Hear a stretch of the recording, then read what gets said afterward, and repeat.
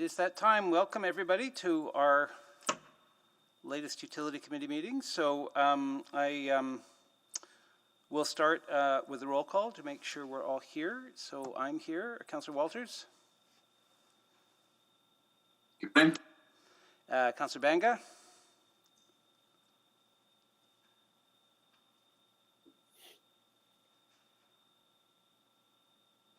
He's not joined us yet, I guess. We'll try again in a sec. Councillor Hamilton.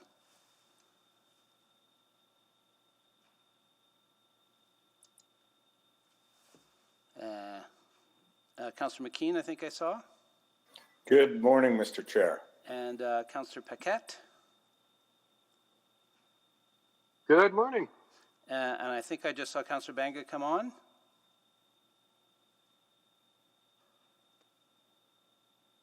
Councillor Banga, I can see you there. He might be on the phone. He is on the phone, but does that count? If we can see him, does it count? We'll worry about it when we vote. All right, okay. And Councillor Hamilton to do a check back again? Okay.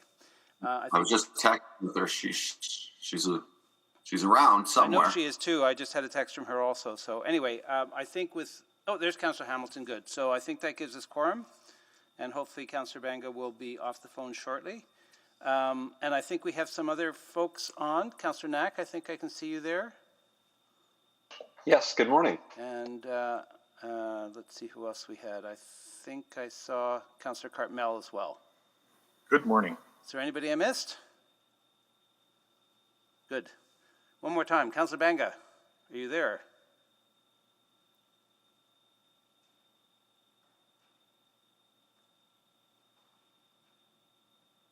Councillor Banga, can you hear us?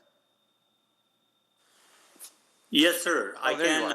Good. Sorry, we could see you but couldn't hear you before. All right, so everybody's here. So I will call us to order, and in so doing, also acknowledge that the committee meets on the traditional land of Treaty 6 territory, and acknowledge the diverse Indigenous peoples whose ancestors' footsteps have marked this territory for centuries, such as the Cree, the Dene, the Saulteaux, Blackfoot, Nakota Sioux, as well as Métis and Inuit, and now all of us who have joined them here. So with that being said, I will ask somebody if they could move adoption of the agenda. I think there's one item that has to be changed. Mr. I will move that. I would move the adoption of agenda for Utility Committee. Councillor McKean got there first. Yep. Okay, so that's with the addition of 6.1, Councillor McKean? Yes. Great. Any concerns about that? All right.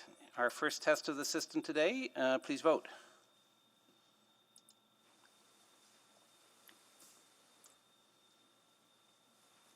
I'm a yes. All right. Hasn't come up yet. It's on its way.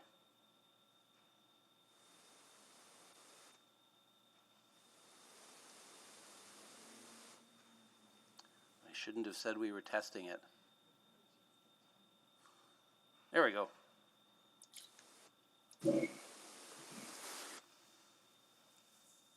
It probably took the scenic route. We have all the votes. Great. And display the vote. And that has passed unanimously with the mayor absent. Okay. Approval of the minutes from our February 5th meeting. So moved. Councillor Banga moved it. Any concerns about the minutes? Hearing none, please vote.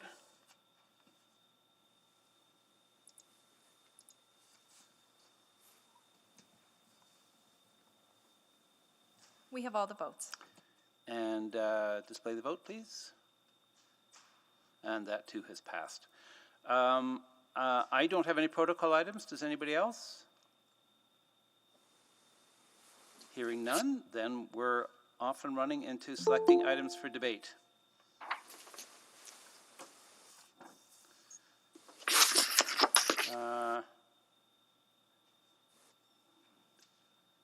Silence, stony silence. I can select things if nobody else wants to. Oh, there we go, Councillor Banga. Mr. Chairperson, I would select 6.3 and 6.4 for now. Great. Anybody else? Just very quickly, I'm going to select 6.1 because there's one question I wanted to ask the committee about that, and Councillor Hamilton, I know, had one issue she wanted to raise about our process as well. So anything, so 6.1, I have 6.1, 6.3, and 6.4, and we have speakers on 6.3 and 6.4. Anybody want the remaining items? Then would somebody like to move? I'm happy to move. Okay, Councillor Walters has moved, so we're moving this will rescind the report in 6.2 and approve 6.5 and 9.1. So please vote.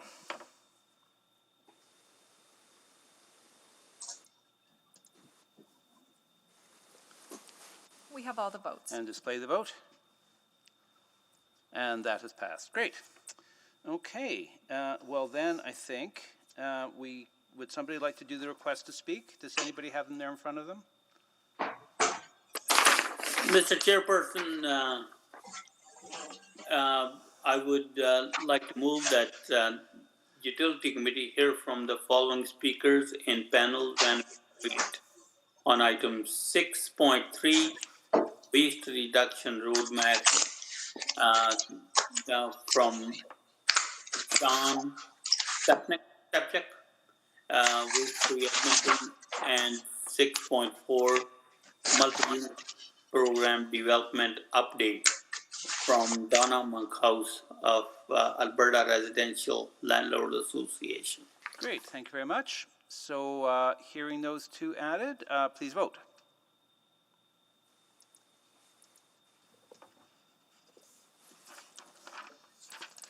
We have all the votes. And display the vote, please.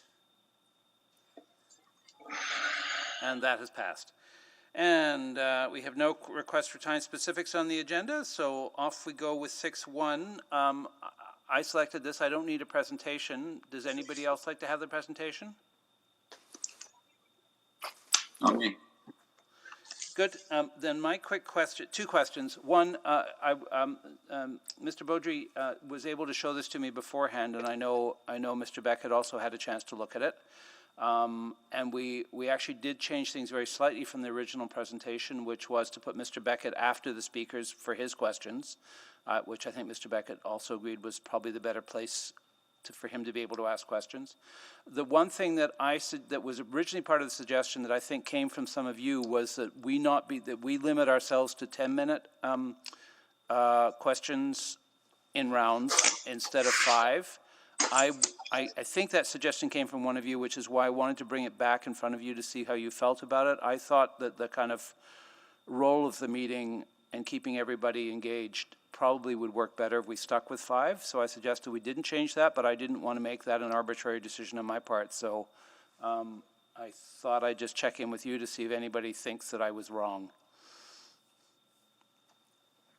Well, I think we should limit ourselves to 1 minute, but 5 is okay. Yeah, and I felt I'd been a little bit heavy. Yep, 5. Everybody, so everybody's good with 5. All right. Well, we'll leave it as it is. But it was a request that came up when we originally discussed this, so I thought I should check back with the committee. And then, Councillor Hamilton, do you wanted to make a request around the getting things into eScribe earlier? So this is probably the best chance to do that. Yeah, I can't click on to speak weirdly. Okay. But anyway, You're on. Thank you. I had a request for the chair and probably for the clerks that this get the entire massive package on the PBR application be uploaded into eScribe, and I'm still hanging on to Diligent, but so that we can make annotations in those documents, especially since a lot of people are working from home, and I know some people prefer to work on paper, which is fine, but then we can keep track of our notes. totally reasonable. I totally understand why you would want that, Councillor Hamilton, and we can do that. There's no need to pass a motion for that. So we can just make that so? Great. Correct. Yeah. Yeah, because the information's all public. I think it's all public, isn't it, the PBR stuff? So, if we can, at minimum, I'm understanding we won't get the full reports loaded up, but if we can load up the attachments that we have right now, I think that would be very helpful. Great, thank you. So no Wonderful, motions thank you. necessary on that. Anybody else on this item? Mr. Beckett, do you have any thoughts? No, thank you. Good, all right, so we have, if somebody would like to move, I think, is this approval or receipt for information? It's a request for a decision, so, yeah, so approval of the recommendation. So moved. Any further discussion? And please vote.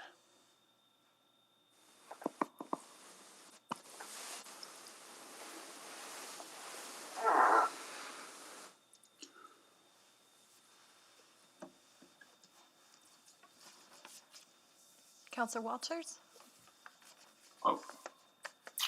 Sorry.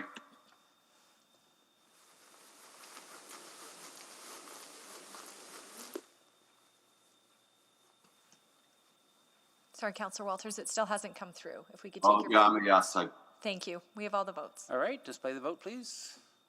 And that has passed. Great. So that brings us to weightier matters. Not that that wasn't weighty, but it will be weighty in the future. This will be weighty in the present. So I think we should probably have the presentation on 6.3. Yes, Mr. Chairperson, and our staff are just on their way over. So there'll be All a right, minute or two. okay.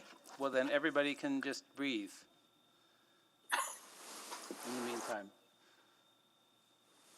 Why don't we be about 5 minutes or 3? Okay, let's just take a 5-minute recess then, and I will go grab a coffee, which I won't be able to do again until we're done. So we'll be back here in 5 minutes.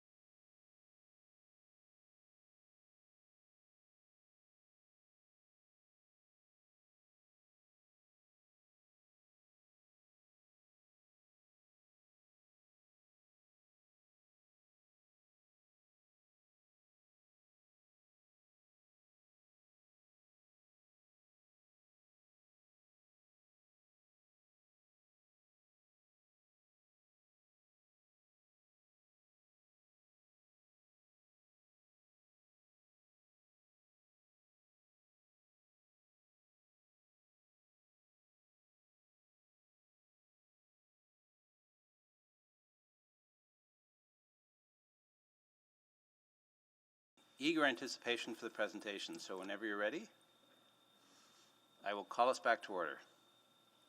Oh, should I do another roll call quickly, or are we okay? Yeah. 1 second, buddy.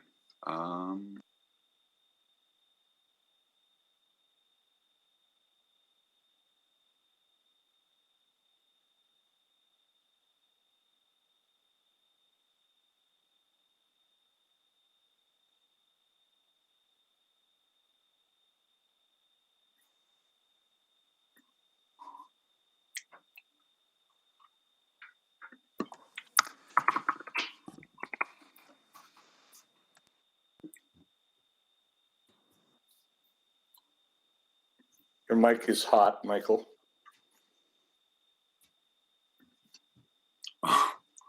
You can hear me typing?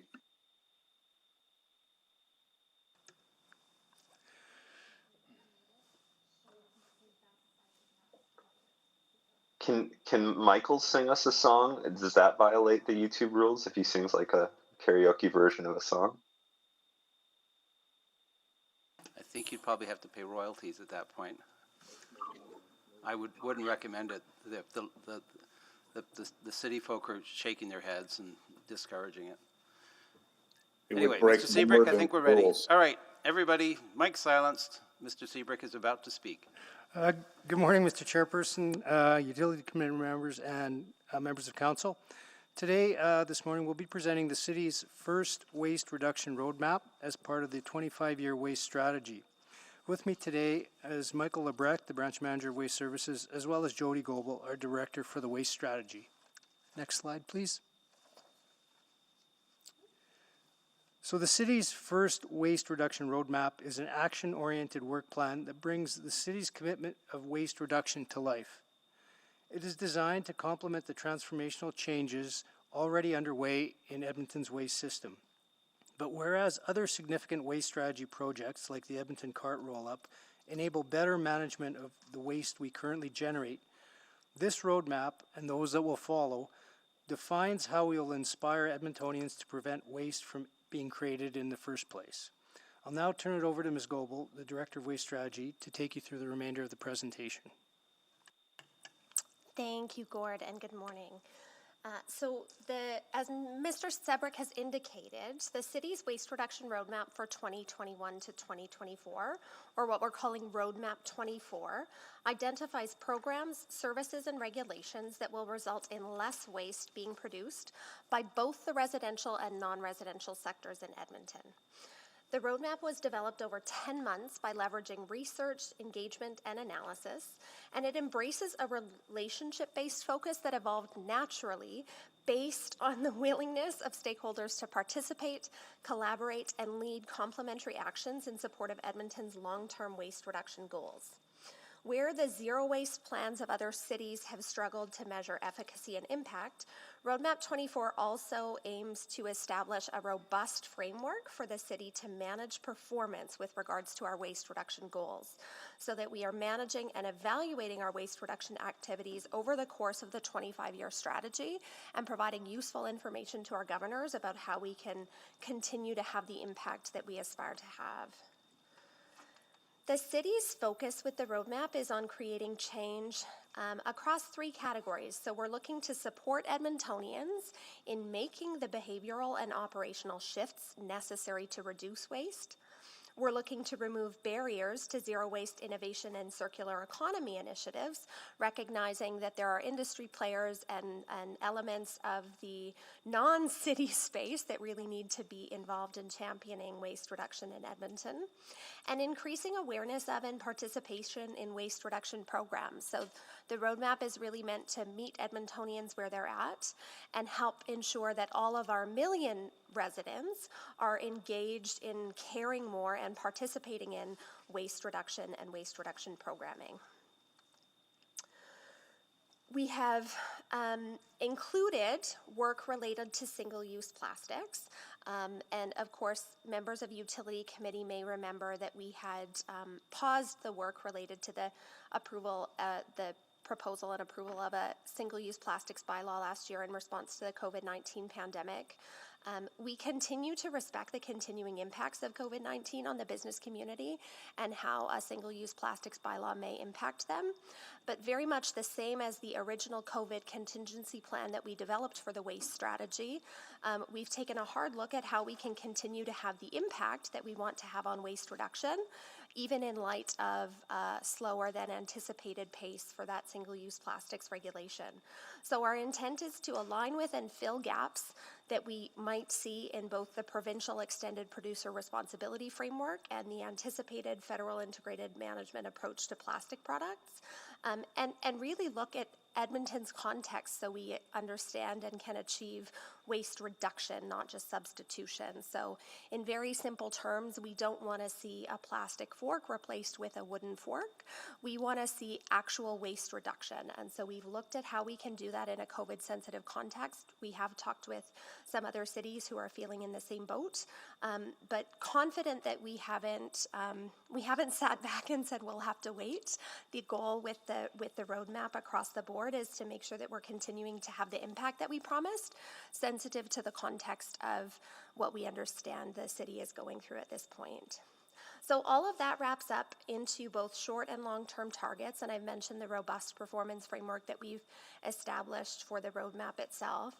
The target for Roadmap 24, so that target for 2021 to 24, is to hold waste generation per person at 0% growth over that time frame. So whereas we're seeing, even over the last number of years, maybe a 6 kilograms per capita increase in waste generation per person, we're looking to hold that over the course of Roadmap 24 as we understand what levers are working and how we're having the most impact.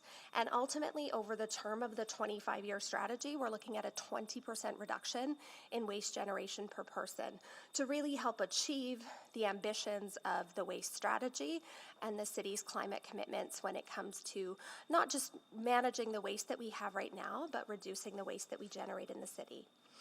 So that is the presentation, and we are very happy to take questions. Well, thank you very much. Before we do questions, we have a speaker, so I will go to Sean Stepchuk. I think you're on the line. There you are. Welcome, Mr. Stepchuk. So the next 5 minutes are yours, and then if you want to stay on after, there may be questions for you. Thank you very much. My name is Sean Stepchuk, and I'm a co-founder and director of Waste Free Edmonton. We're a grassroots organization that was founded in 2018 that works to significantly reduce the amount of waste produced in Edmonton. And our work is 100% fueled by passionate volunteers. I want to start by thanking the city for developing this roadmap and city administration for putting such hard work into it.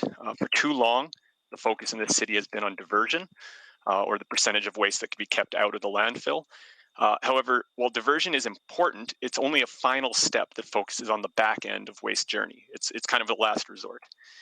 A much more effective approach is to avoid creating the waste in the first place, so that it never even has to be diverted. To reduce waste on the front end regarding what we use, consume, and eventually dispose of. This roadmap puts the focus where it should be, on reduction. Waste Free Edmonton fully supports the 10 actions proposed in the roadmap, and we look forward to working with the city to ensure that the actions are effectively implemented. We recognize that this is merely a guiding document and that the details will really determine whether or not these actions are effective. But the roadmap itself, we are fully supportive with a couple of comments. First, the roadmap places a heavy emphasis on residential waste.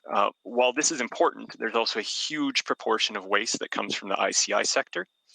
And while Action 7 is to establish a working group for the non-residential sector, it's important that this actually lead to timely and concrete recommended actions. If it's a working group that's all talk and no action, then that'll do nothing to curb ICI waste. Now, second is regarding action item number 1, which is the single-use strategy and bylaw. Now, this is incredibly important, and it's one of the most effective steps that the city can take to reduce the unnecessary, harmful, and costly, and mostly non-recyclable waste. We've been advocating for this since early 2018. We spoke before this committee in 2019, February, and then again in August of 2019. And we're glad to see the recommendation of a single-use strategy and bylaw included in the 25-year strategy. Initially, there was an implementation target of January 1st, 2021, and of course, COVID has impacted that, and so a new target's required. But we feel that the current target of releasing this in the first quarter of 2022 is should be a bit sooner. The city has already conducted numerous rounds of consultation. As well, the city need not reinvent the wheel. This is something that has been done in many, many jurisdictions throughout Canada and the world. And so there's no need to create something brand new. We've even provided the city and administration with extensive research and a framework based on this research in terms of what a strategy and bylaw might look like. Secondly, it concerned us that after providing the target dates, the roadmap then states that the bylaw timings to be coordinated with the provincial EPR framework and the federal ban on single-use plastics, specific ones. It's our strong belief that the timing and content of a single-use strategy should not be impacted by actions that other levels of government may or may not take. In 2019, this committee showed leadership by recommending approval of a bylaw implementation that did not tie the timing of any single-use bylaw to the federal plastics ban that had already been announced months earlier. And I'd ask that the committee continue to show leadership in recommending that Council direct administration to proceed with the development of a single-use strategy and bylaw, regardless of these things that are up in the air that may or may not ever come to pass and of which we have no details. In other words, the city shouldn't delay implementing their own strategy and bylaw just because other levels of government may do something in the future. So just in sum, Waste for Edmonton recommends that the roadmap be approved and that administration be directed to prepare a single-use strategy and bylaw prior to the end of 2021 as a target, and that implementation not be dependent upon future hypothetical steps of provincial or federal government. And once again, I'd like to thank the city for making waste reduction a priority, and I appreciate your time and your consideration of this important issue. Thank you very much. And there are indeed some questions. I have some, but I'm going to go to Councillor Banga first. Hello. Thanks a lot for coming out today and expressing your views. I definitely understand the concept and reasoning for waste reduction. And I just want to find out from you that keeping in mind the economic impact it will have on our city building process, or especially for the people who are eventually going to be paying for it, what do you think it will be doing to the general sense among the consumers to go through with all this? The fact is that most of the time, if you're cutting down on waste, if you're cutting down on producing and using something in the first place, it actually saves a lot of money. And I'll give the example of when we had a campaign where a lot of businesses in the city went straw-free. We talked to one local bar with one location, and they estimated that by not automatically putting straws in every drink, they saved $1,800 a year. That's something that they no longer have to spend money on, and the city no longer has to spend any money on dealing with that straw in the waste management process. And that's just one bar. If we extend this to all of the businesses, all of the restaurants and bars and coffee shops, there's actually a saving of money at the end of the day. Same thing if you're using the same bag every single time you go to the grocery store, or the same coffee cup every single time, instead of having a new coffee cup that is produced and used and thrown out after 5 minutes just for the city to then have to deal with. So a lot of these things that we're talking about will actually save businesses money, save consumers money, and save the city money. No, that's great. And then considering what's going on in relation to COVID and whatnot, are all these things possible at this point in time, like right now? Yes, they are. Of all of the things that we have in our proposed framework in terms of single-use items that should be restricted, the most difficult one in some ways is with respect to takeout containers. There are ways for businesses to safely do takeout and leftovers without having any contamination and such. But for most of these things, for example, with plastic bags or single-use bags at grocery stores, what you saw with COVID was a reaction in the first place to say, oh, we shouldn't be using these. People shouldn't be using their own bags. And that was fine precautionary approach to take at first. But since then, research has shown that there's no risk. There's lots of policies and procedures that can be put in place. And you've seen most grocery stores go back to allowing customer reusables. So while there was some concern at first, I think that concern has really waned as long as you have the right procedures in place.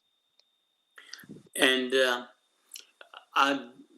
I guess a few years back, there was a push on people having and using their own, I guess, grocery bags.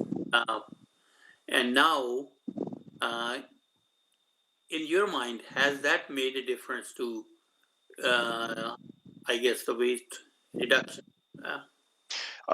Anecdotally, I can say yes. I'm sure your city waste management could say more empirically in terms of the reduction in the number of bags that they get through the system. But other jurisdictions that have had bans or fees placed on single-use items have seen significant reductions. And we do have research from across the world of where these sorts of bylaws have been shown to be very, very effective. And right now it's just on a voluntary measure. If this was something that was consistent across the city, I would suggest that you would see a huge impact on what is entering the city's waste stream. Thank you. That's all my questions. You're welcome. Great, thank you very much. I'm not seeing anybody else, so I'll jump in quickly. So it strikes me, you mentioned the ICI sector and a focus on that. It seems to me that one of the really big, easy wins in ICI, and this came up in some of the sessions that we did, engagement sessions, is on food waste. And I'm just wondering, leaving that, I suspect, and not looking at sort of ways to redirect food waste is probably leaving a really easy pickings on the tree. Am I right about that? Well, I would definitely agree with that, and I would hope, although I would have liked to have seen something on that in this roadmap. I mean, it can only have so many things being dealt with at once, and I would really hope that this working group that has been proposed in action number 7 deals with that and rather quickly comes up with some, like you say, easy pickings of concrete actions that can be taken to reduce food waste in the ICI sector. And then I'm guessing that the EPR, the extended producer responsibility, should help us quite a bit with, if it's done right, with the ICI sector as well. Am I missing something there or not? Is that wishful thinking? It certainly could help. And again, it all comes back to the details. Is EPR legislation in place? Some places that is very effective.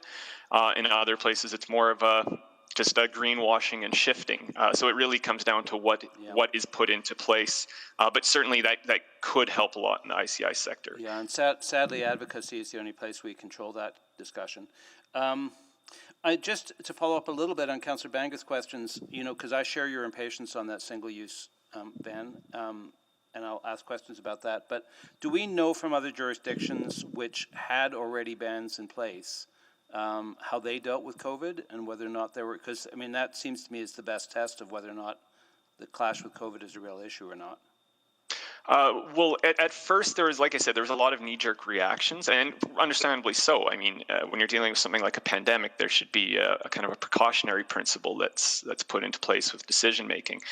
But we now have over a year of research and in terms of the potential for transmission via surfaces in general, and then with bags or things in specific. And we have all the businesses that have been able to innovate and figure out ways of doing it safely. So any of those decisions that were made at first, which I believe some jurisdictions did say, okay, you can go back to using single-use plastic for now, but I believe things are at least returning to how they had been, and can now continue the process of restricting these items. Okay. I think those are all my questions. So thanks. Mr. Beckett, did you have any questions? No, thank you. Great, thank you very much. Good. Well, thanks, Mr. Stepchuk. You're welcome to stay on. Oh, Councillor McKean is on the board. Sorry. No problem, Mr. Chair.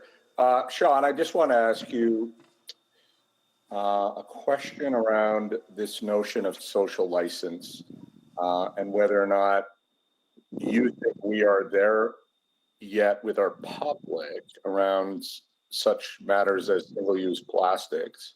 And if we're not there yet, and I suspect we're not completely there yet, what advice would you have for the city of Edmonton in regards to communications about the importance of this entire plan? Yeah, I think that we are largely there. I think that especially before COVID, the numbers of people who were supportive of these sort of restrictions and eliminating or reducing single-use items usage, I think it was very much improving. I mean, you can see that by the number of laws and bylaws throughout our own country, our own province, internationally. You can see that in the way of, for example, when we did the last straw campaign and how many businesses ended up going straw-free or to straw upon request. And the fact that there was, of course, some people who had some pushback at first, but overwhelmingly we've received positive feedback from all of the businesses that have done this, and same thing with the public that we've talked to. The fact is, I think most people, or a lot of people, are aware of some of the problems with single-use items, and in terms of what the city can do, is talk about and educate about some of the issues that aren't just the straw in the sea turtle's nose or the seabirds eating plastic, because some people think, well, we're landlocked. But the fact is, we do have nature here. We do have a river that has microplastics floating in it. There are a number of other health and nature concerns. And quite frankly, even if people aren't concerned with all of the environmental impacts, a lot of people will then listen to the financial impacts, which is where I think the city's in a very good position to be able to say, if we didn't have to deal with straws and stir sticks and bags and coffee cups, we would be able to save X number of dollars per year, which will, at the end of the day, impacts your taxes or your other services. And so I think that's one area where the city can certainly provide information that perhaps organizations like Waste Free Edmonton aren't in a position to provide. Yeah, during COVID, I've been frankly getting quite a bit of food delivered to me or picking up meals, sort of pre-prepared meals, and those are all in some cases very solidly built plastic containers. And I wonder what the options will be for those businesses. Do you think do we have a good array of options for those businesses right now, or are they going to push back because cost and complexity? I would suggest that for that particular issue, which is probably right now of all the single-use items that are normally discussed, that's probably the most difficult one for a lot of people because of its usage. For things like takeout, it's very easy to bring your own Tupperware container and have them put food directly into it. But for delivery, I'd suggest that, for example, if there's a fee, a significant enough of a fee per single-use delivery container that's used, that business will correspond and adapt. Returnable containers, right? I mean, I would not be surprised if there was a 20-cent fee that your Skip the Dishes or your DoorDashes would say, okay, well, let's do what other jurisdictions have done. Let's start having where, yeah, we deliver you a container, and there's a deposit on it, and then next time you get delivery, we pick it back up, and it's the same container used at every business, or same grouping of containers. Business tends to innovate, but they'll only innovate if there's a reason to do so. And so if the city gives them that reason, I have no doubt that someone will either do what's done in another jurisdiction already, or make an Edmonton-based innovation. Sean, thanks very much. Really appreciate it. You're very welcome. Thank you. Well, seeing no other questions, that's great. Actually, so I'll just follow up on Councilor McKean's really quickly. So in areas where they did do these bans, they have managed to adapt through COVID? My understanding is yes. I mean, there's a lot of places in the world that they still have still kept the bans in place. The fact is, most of those places, if they've already had the bans or fees for a significant period, people have already adapted, and there was no need to have a knee-jerk reaction. So yes, things are in most places, including our own grocery stores here that had already been phasing out or allowing customer reusables or encouraging it. They've resumed. Great, good, thank you. All right, questions of administration.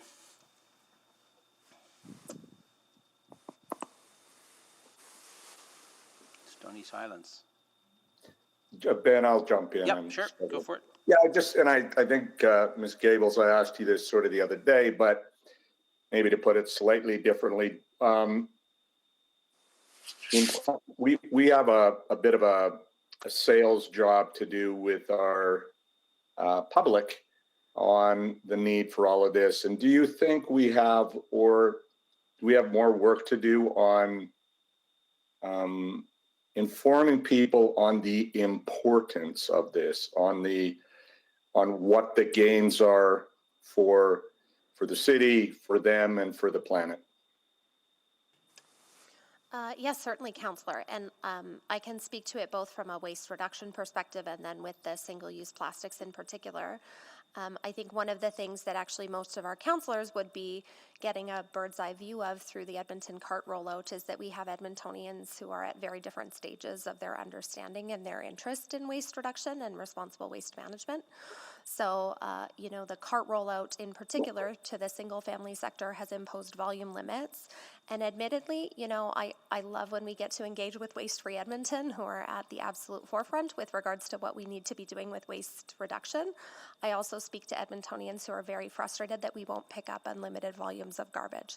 So we've tried to design a plan that meets, all of those million people where they're at.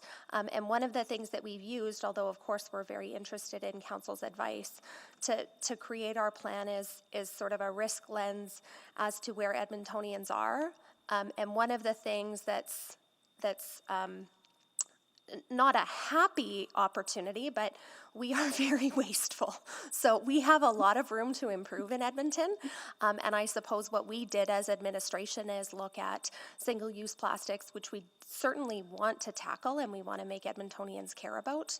But understanding that we have Edmontonians who might be intimidated or even sort of scared of what it means to lose their takeout containers and their grocery bags right now in the middle of a pandemic.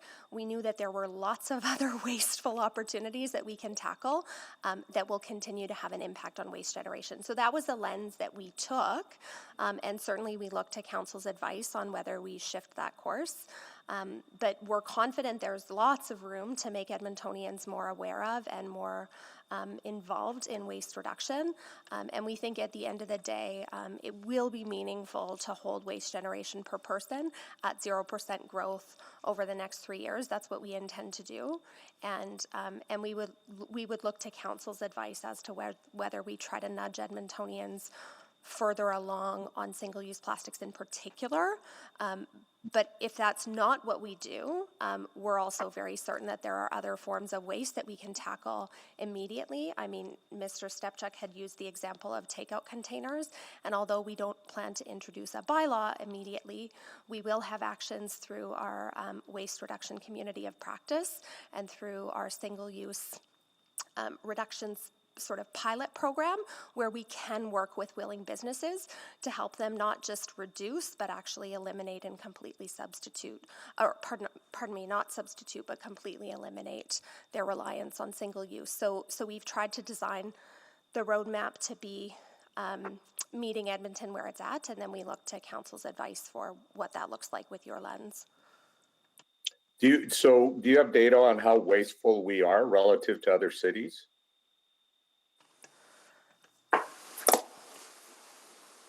Councillor, we've relied earlier, and Jody can speak to the specifics that are in this report, which are analytics we kind of derived ourselves with the volumes that we have and the data we have. But when you go back and consider the Stats Canada results province-wide, I think Albertans were kind of easily the highest generators per capita. It was somewhere around kind of 1,000 kgs per capita, and Nova Scotia by comparison was almost a third of that. So there's that information, but that's largely lagging, I think, in terms of data. We've relied principally on the residential data that we have available to us right now.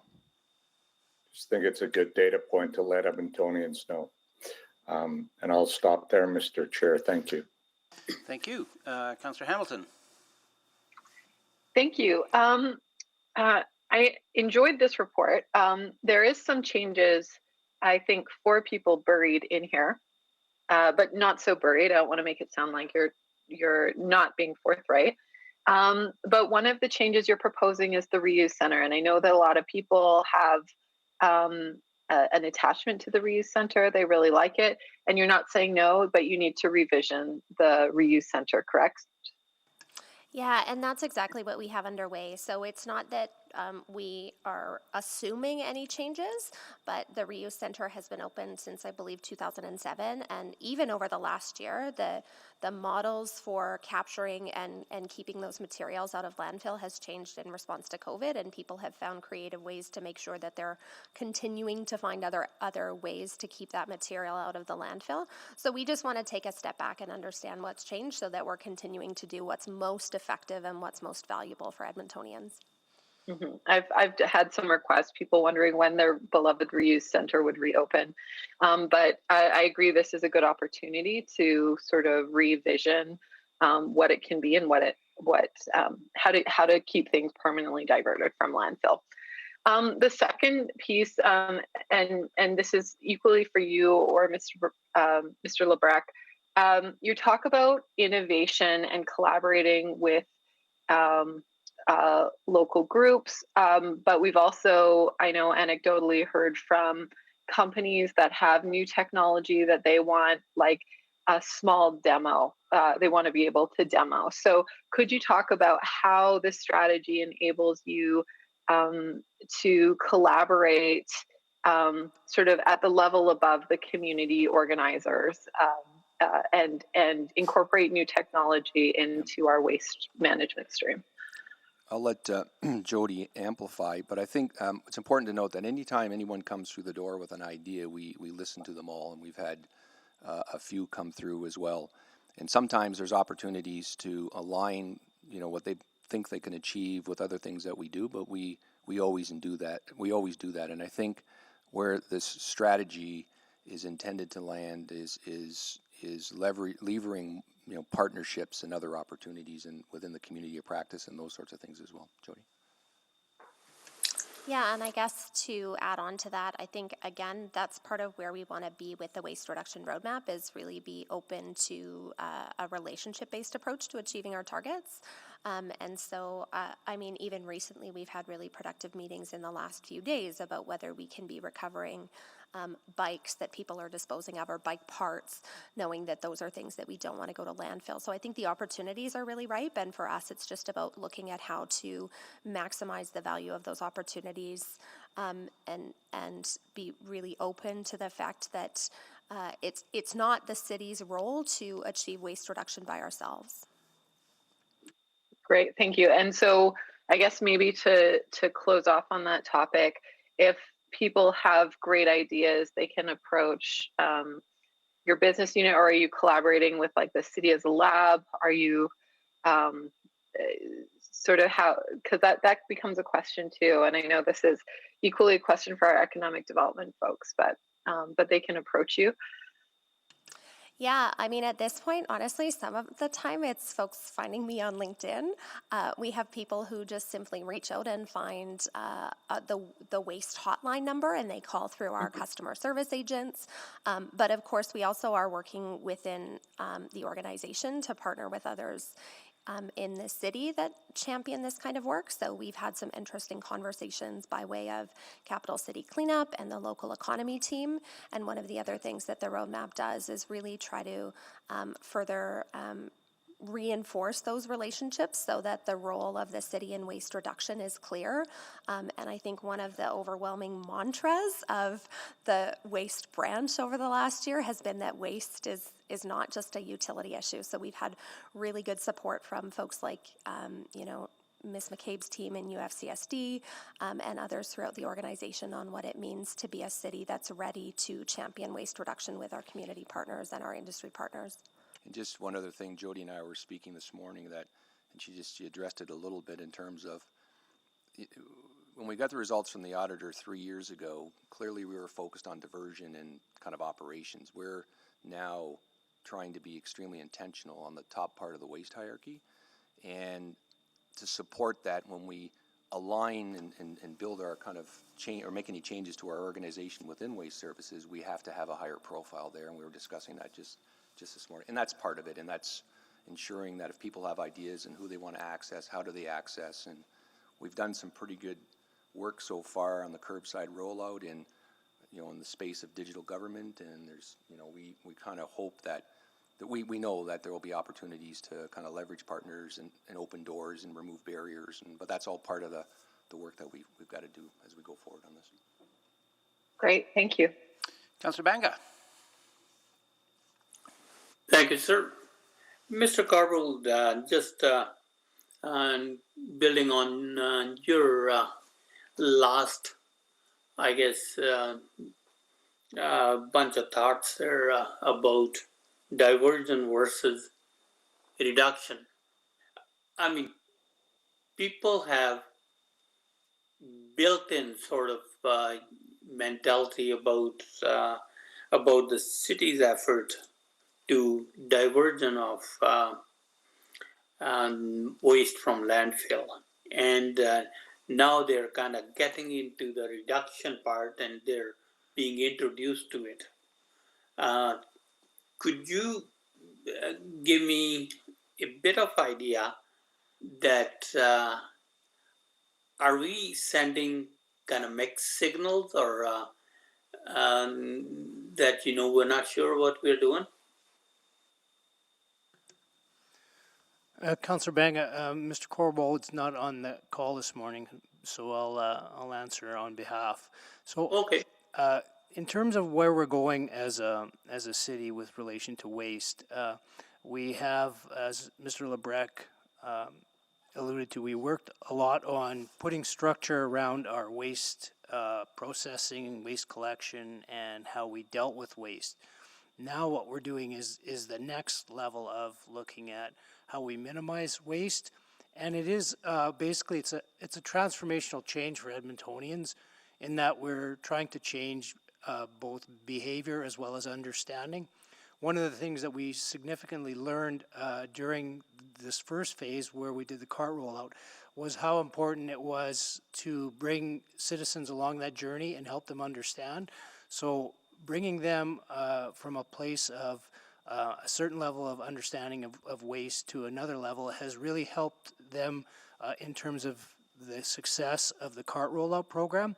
And we anticipate that with each element of the waste strategy, including this roadmap to waste diversion and waste reduction. Thank you. Mr. Sebrick, just in relation to what you just suggested, when people, you explain it to people that, we're trying to reduce now instead of divert from landfill, and they ask us questions. Were you able to do the first part? And basically the answer is, at this point in time, I guess not. Now we're moving on to the second part without even having any success or minimal success in doing that. It's hard to convince people. What do you think their thoughts would be? How would we convince them? So, Councillor, I don't think we're moving from one phase and ending it and moving to another. these are things that have to happen concurrently. Waste diversion and waste reduction both have to happen to achieve the goals.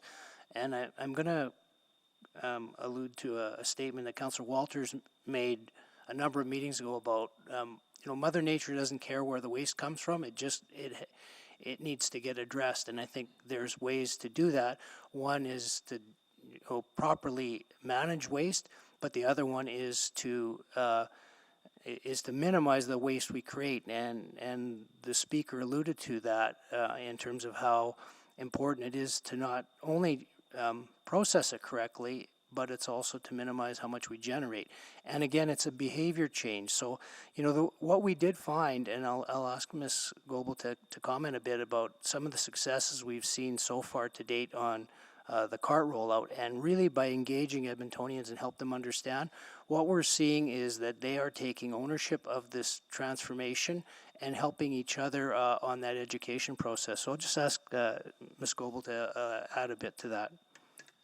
Sure, certainly. And I think one of the things that we've talked about quite a bit with the cart rollout is that even the implementation of a cart-based system and volume limits is helping Edmontonians to think about and recognize that waste requires responsible management. And I guess the thing that we want to emphasize is that, especially based on where we're at with waste generation in Edmonton, responsible management means doing well by the waste that we generate, and it means making less waste. So it's both at the same time, and it has to be both at the same time. A colleague sent me a report from the New York Times this week, and there's a major UN report that's expected to be released talking about the importance of addressing methane gas in particular. So when we think about keeping food scraps and yard waste out of the landfill through the Edmonton cart rollout, we recognize, and actually the United Nations is expected to recognize, that that's incredibly important to our climate commitments because of the intensity and the global warming impacts of methane in particular.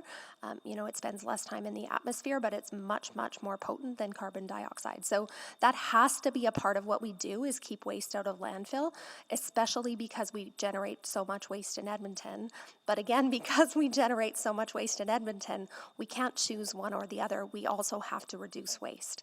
So when we look at waste generation per capita, and just again trying to give some more specific numbers to this, there was a time when the Canada-wide estimate was about 700 tons per person, and as Mr. Lebrecq has indicated, Alberta is at about 1,000 kilograms per capita. So in terms of that relationship, perhaps it's helpful for Edmontonians to understand where we're at.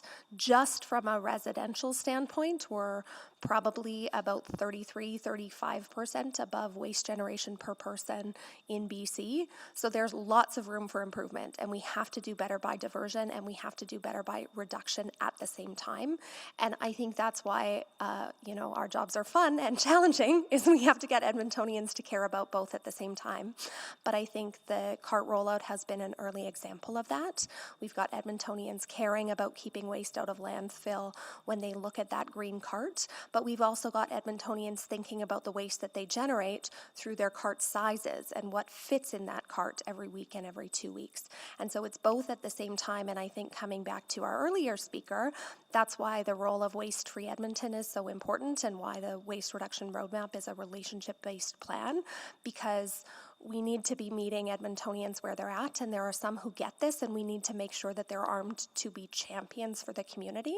And then there are probably things that the city can do that Waste-Free Edmonton cannot do to reach those who just don't care yet, and make them care that we have to responsibly manage the waste that we have, and make them care about generating less waste and really starting to take charge, because waste is an important component of the city's climate commitments, and we recognize that and we feel that responsibility. Thank you. Thanks for allowing me to have 8 minutes instead of 5 minutes, Mr. Chair. And to be fair, when that time comes. To be fair, I think you asked your last question well within time. So, a few questions for me just to follow up on that. I'm remembering, back when the ICLEI conference was here back in 2010ish or 8ish or 9ish. We were terribly proud of what we were doing with our waste in diversion, and I remember sitting in on a circle at that point where we're talking about it with great pride, and them going, yeah, but as long as you're doing that, you're not looking at the real problem, which is the creation of the waste to begin with. So we got pretty cocky about this because we were so proud of our ability to divert that we actually put no attention whatsoever on what's at the top of the pyramid for everybody else, which is stopping the waste to begin with, correct? Our thinking has changed on this. Significantly, yes. And the other interesting piece to that puzzle is, on the regulated side, up until now, with the rollout of the carts, we have had no limit on volume. That's right. So anybody creating more waste than their neighbor has been getting a deal. That's right. Because the pickup, the actual collection is going to be the same price, but the actual processing is much more expensive based on volume, correct? That's right. Well, it stands to reason the more volume, it doesn't matter which fraction you pick up, but the more volume you have, the more it'll cost you to process it. So if we can get volumes down, that will be a cost saving for everybody. That's right. And the people that are behaving will not also be subsidizing the people that aren't. That's correct. And it's as simple as this, is that right now, cost to process a ton of organics is probably slightly north. Like we think of about $120 a ton. Recycling, we hope we can get into about $125 a ton. RDF is more than that, and landfilling is 60. So any attempt, any effort, and which is why I think we took the position we did in terms of stopping the growth at 5 kg per person per year, has a positive impact on the rates, current and downstream. Certainly. And the other thing that has changed markedly, I think, in the last 12 years is the markets for plastic and the understanding that most plastics are not easily recyclable. That there's a lot of stuff that we're taking as recycling plastics where there's really no market and no ability to recycle. That's right, and I think the dimension that we have with part of our 90% in refuse-derived fuel means that at least at the end of it, there's a beneficial use for it. But that's an expensive, very expensive. Their RDF is, if we can sell plastics, we get money back. If we have to dry them out and send them off to Enerchem, we pay for it. That's correct. Yeah. So I guess my other question, and I do share a little bit of nervousness about the delay on the single-use plastic piece, particularly when it's tied into waiting for the feds, because who knows what their timing is going to be. I mean, I think their intentions are good. I think they will get there eventually, but that's not an order of government that's known for its briskness. Right. So am we prepared to go ahead come what may? Because I think we should be. I understand why we had to delay last year. We had very high approval ratings on this when we did our surveys 2 years ago, so there was definitely public support to do it. I suspect that may have shifted slightly with COVID, but so the rollout may be a little bit different. But what do we see our timeline in moving forward with that bylaw? Because we had originally intended to have it together by now, and there's tons of other municipalities who are way out ahead of us on this. I think, understanding that the reason why we picked Q2 of 2022 was just to make sure we were tightly aligned. I think that's the principal reason behind that. I think if we come back sooner with the bylaw, then there's some issues, obviously not issues, but there'll be aspects of the bylaw that we'll have to be sensitive to.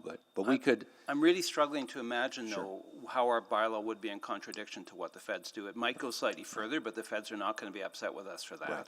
And it might be less than, in which case the feds, whatever the feds do, will take precedence anyway. I'm not sure what the danger is in waiting. We could, and let's let Jody. We could change Q2 or Q1 of 2022 and maybe move that into Q4 of 2021 and get busy on it. I mean, we can do that. I think on balance, I think our thinking was it just might be better to let things kind of evolve a little bit and then go. I'm more concerned that we don't wait for the feds than that we move our deadline, quite frankly. I mean, it'd be great to be Q4, but I'm worried about tying it into them. I think we don't need to do. And I think we agree, Councillor Henderson. So we spoke with the City of Calgary on this just recently, actually.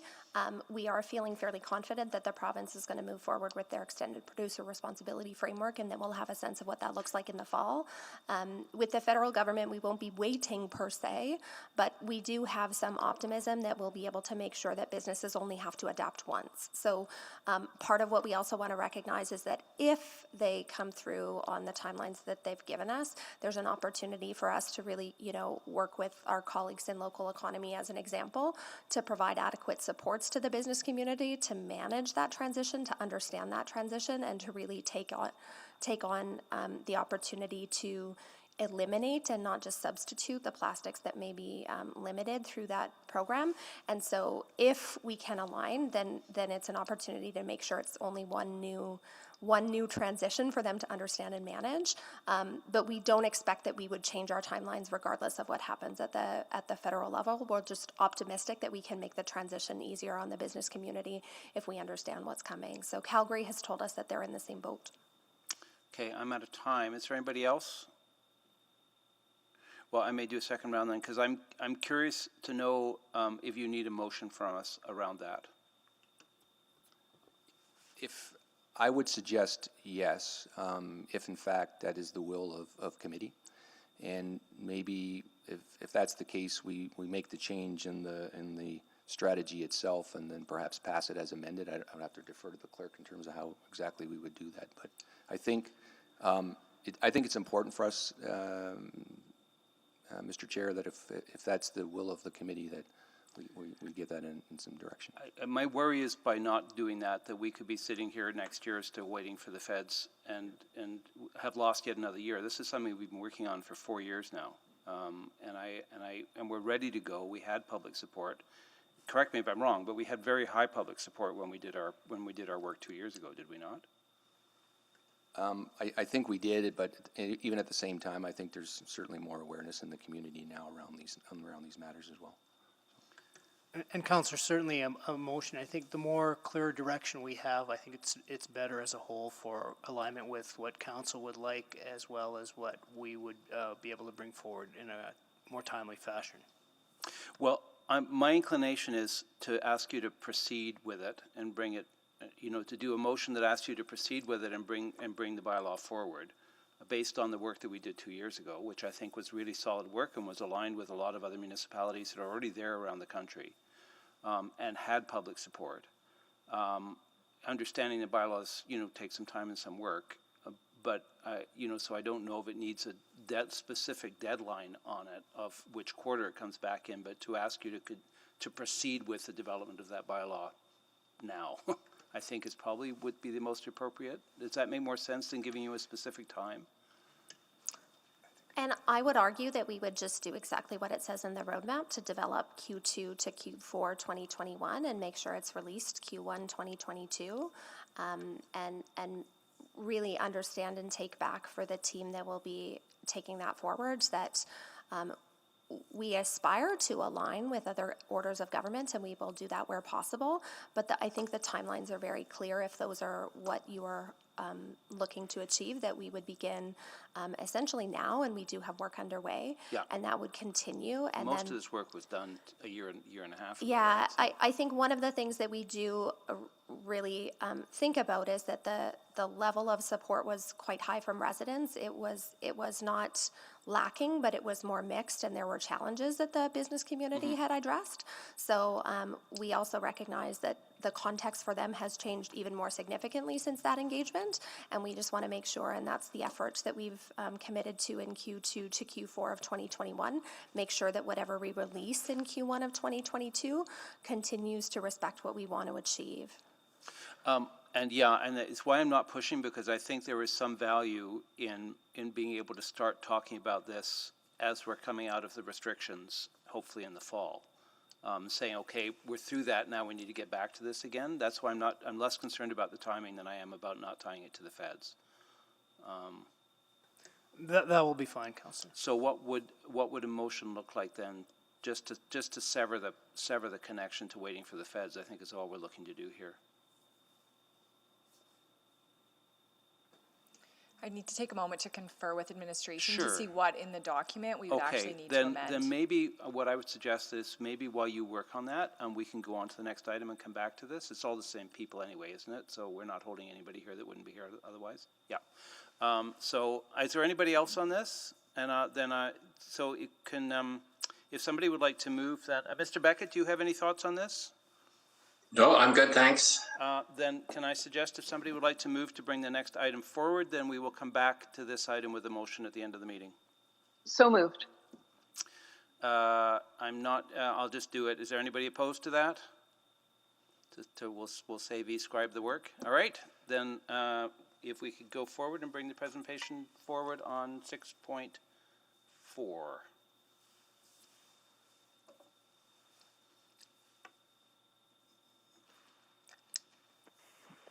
I'm a yes, Mr. Chair. Yeah, no, that's okay. I wasn't going to call the vote. I didn't hear anybody in opposition, so we're just going to go straight forward. I've done it by unanimous consent. So, presentation on 6.4? We're just bringing that up, Mr. Chairperson.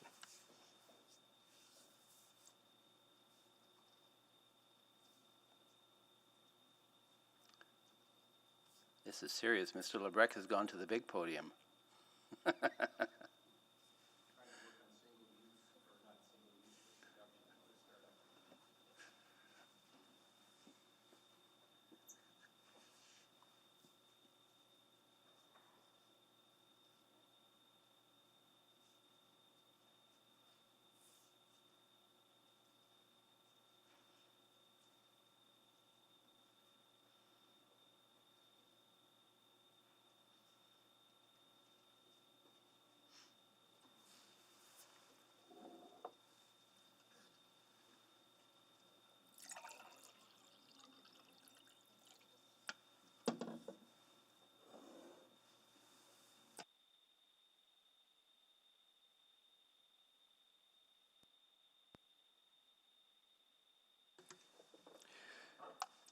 Thank you for your patience, Mr. Chair, committee members. This morning we will be presenting an update on the development of a mandatory 3-stream waste separation program for the multi-unit sector as part of the 25-year waste strategy which Council approved. We'll also touch on the history of the regulated utility model and any potential anticipated impacts of deregulation as per committee's request from the February 5th committee meeting.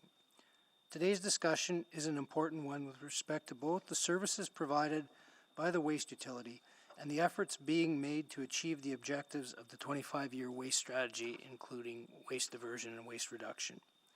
With me again is Mr. Lebrecq and Ms. Goebel. I'll now pass it over to Ms. Goebel to continue with the presentation.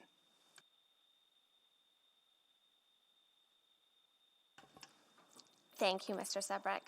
So we want to start by emphasizing again the role of the multi-unit sector within Edmonton's 25-year waste strategy. And I think we've just had a pretty fulsome conversation about the fact that Edmonton's goals require both waste reduction and improved waste diversion for the waste that is currently generated in Edmonton. Also want to emphasize that when we talk about multi-unit residences, they are a large and growing part of the residential sector. So when we look at the city plan and the aspirations of the growth that we will achieve in the city, the multi-unit sector that's served by this communal collection is forecast to grow to 59%. One of the things that we've aimed to emphasize in the report is that the system improvements, the program plans and diversion targets and all of the investments associated with those achievements are based on a regulated utility model. So that regulated utility model is something that has been in place since 2009, and it was approved by City Council to achieve the benefits of a utility model, which includes service equity, the ability to achieve long-term planning and financing for significant improvements to the system, and to enforce consistent standards that support our strategic policy objectives related to waste reduction and waste diversion.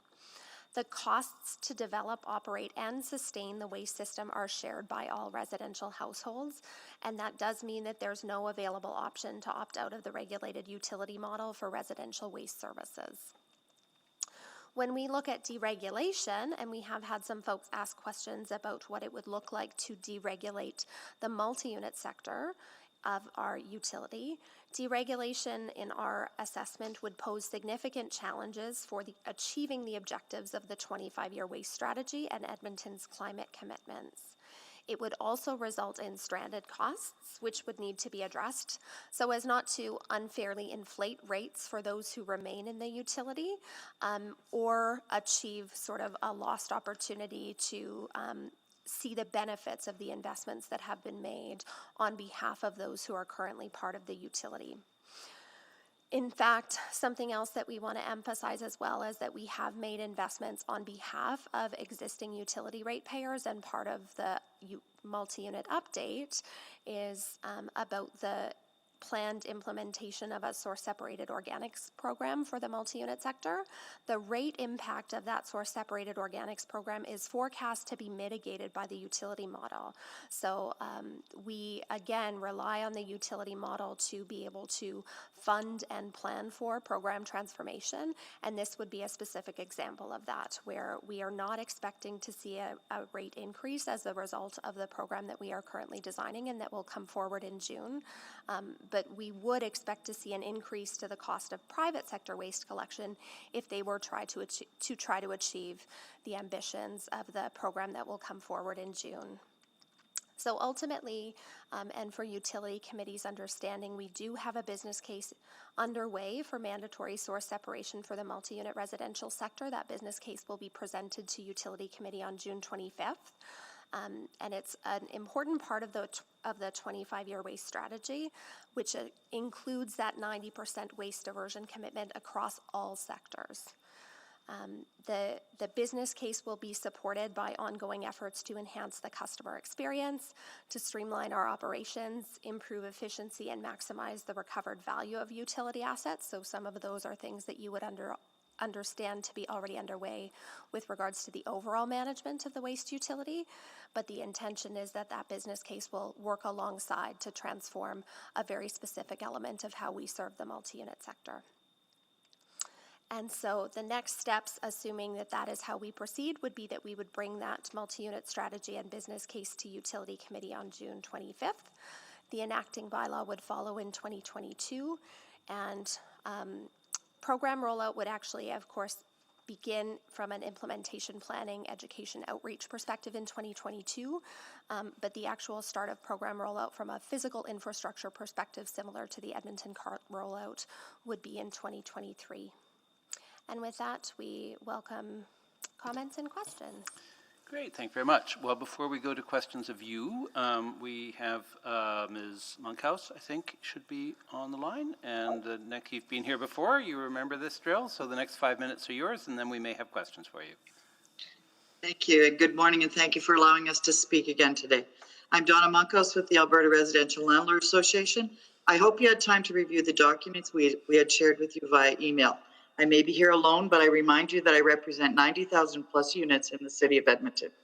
I would just point out one more time, we are asking for the option to opt out of the direct costs of collection and landfill and recycle organics processing.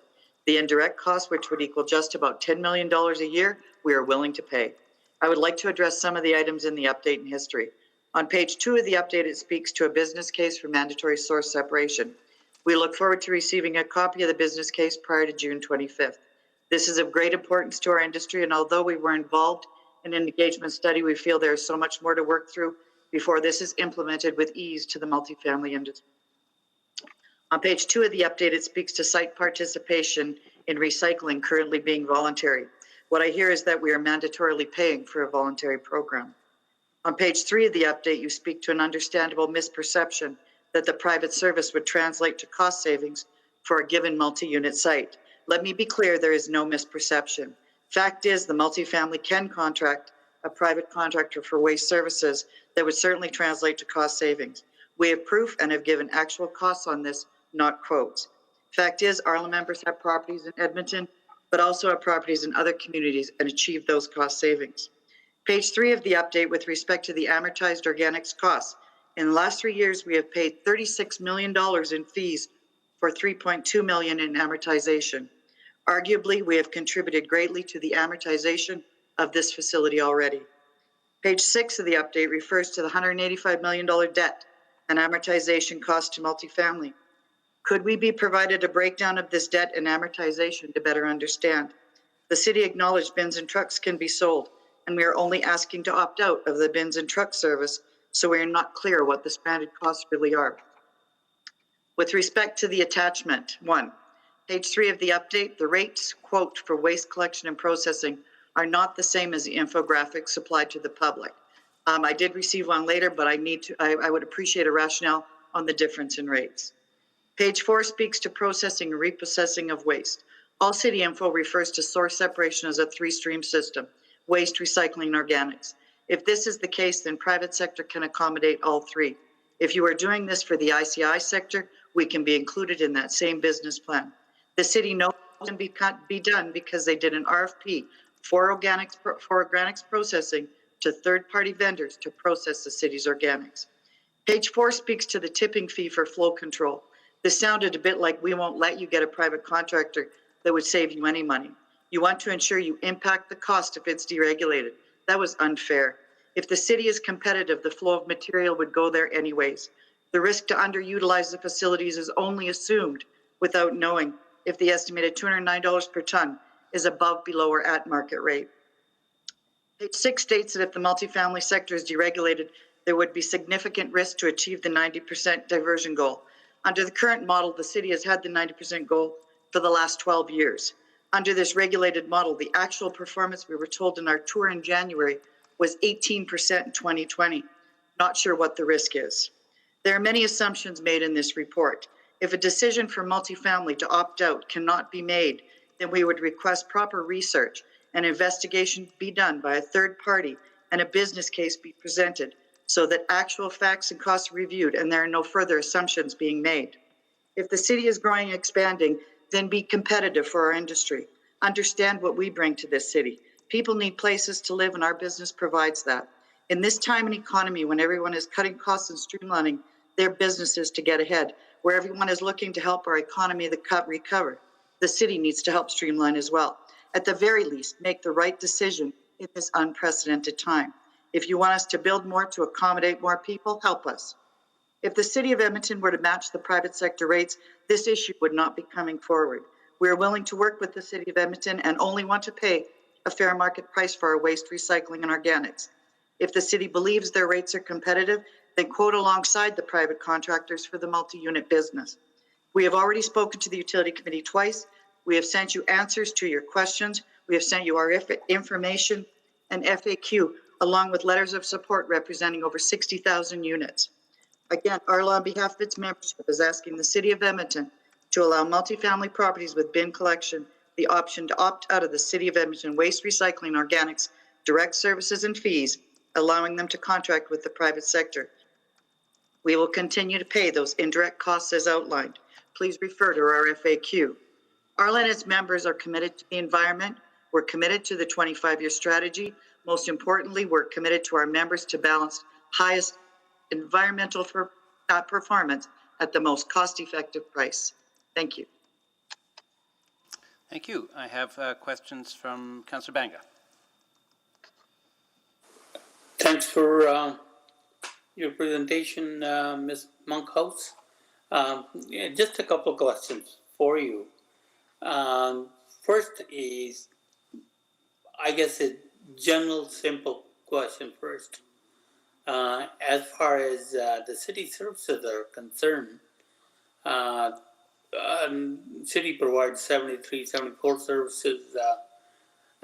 They are all, not everybody uses that. Not everybody uses transit, fire, etc., but some people do. If everybody opts out of something they don't use, how would the system work? Not sure if I understand that question clearly enough. It's I'm not asking to opt out of everything. We're still going to pay our fair share for the indirect costs. So it's not everything we're opting out of, and we're still very largely a part of this community that many of the citizens take part in our units. Many of the citizens live there. So I'm not too sure how to answer that question. It's like living in a condo when you live on the main floor and you don't want to pay condo fees for the elevator. Well, you all have to pay your share. We're willing to pay our share. Okay. And moving on to, I guess, specific questions about your business is, could you provide this council with actual costs from one of your members who is operating a multi-unit residential building in another comparable community for collection of and processing of waste. I did in the, sorry. Yeah, as compared to Edmonton. I did in the past. I did send you all of that information, but I can certainly send it again. I have an example from Calgary where they're paying $11 per unit per month for waste recycling organics.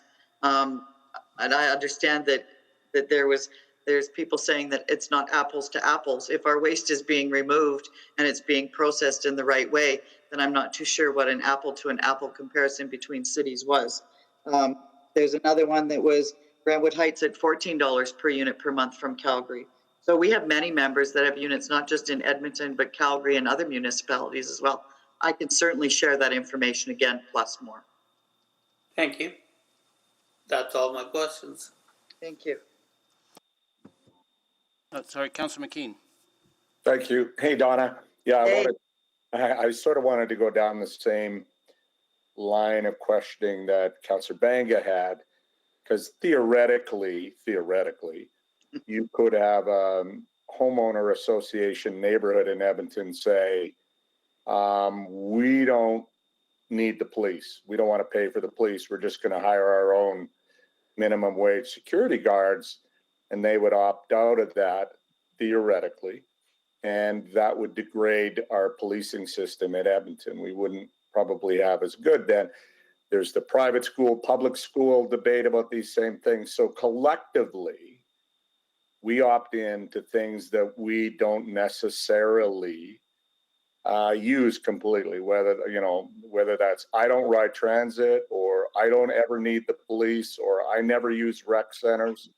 But collectively, we pay for the good of the community. And tell me how your argument is somehow different than I don't have kids, I don't know why I have to pay education tax. Well, firstly, that's a really in-depth conversation that I will be more than willing to send a further explanation on. But it's like we pay our fair share of property taxes for all those services. We are willing to partake in all of that. And again, I tell you that we don't want to opt out of all of the services, just the direct ones where we could save money to give up to run our business, to save money for our business, just like anybody else. So we don't want to opt out of the eco station. We don't want to opt out of some of those, as I said in my report to you. The FAQ showed that. What we want to opt out of is the waste recycling organic collection, so that we can get a private contractor, which is going to help other people do work as well, to save some money for us. And we know we can save money on that. So we're not opting out of all the services, just the ones we want. So you use the $11 and $14 per month examples out of Calgary. And again, what is it here? It's about 30 here, right? 3069 right now, yeah. What's that? 3069? 3069, not including organics. Well, I'm going to ask that question of administration to get some clarity from it obviously there's a lot of complexity here.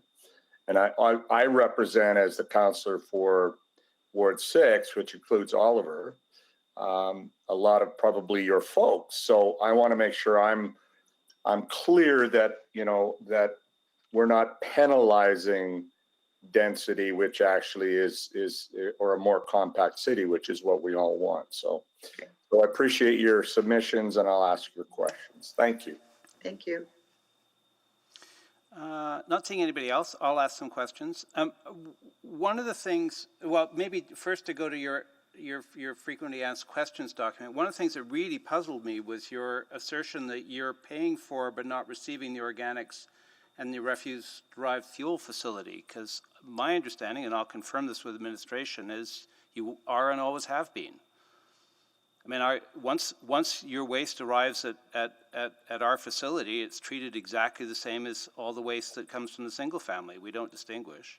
So I was puzzled by that assertion.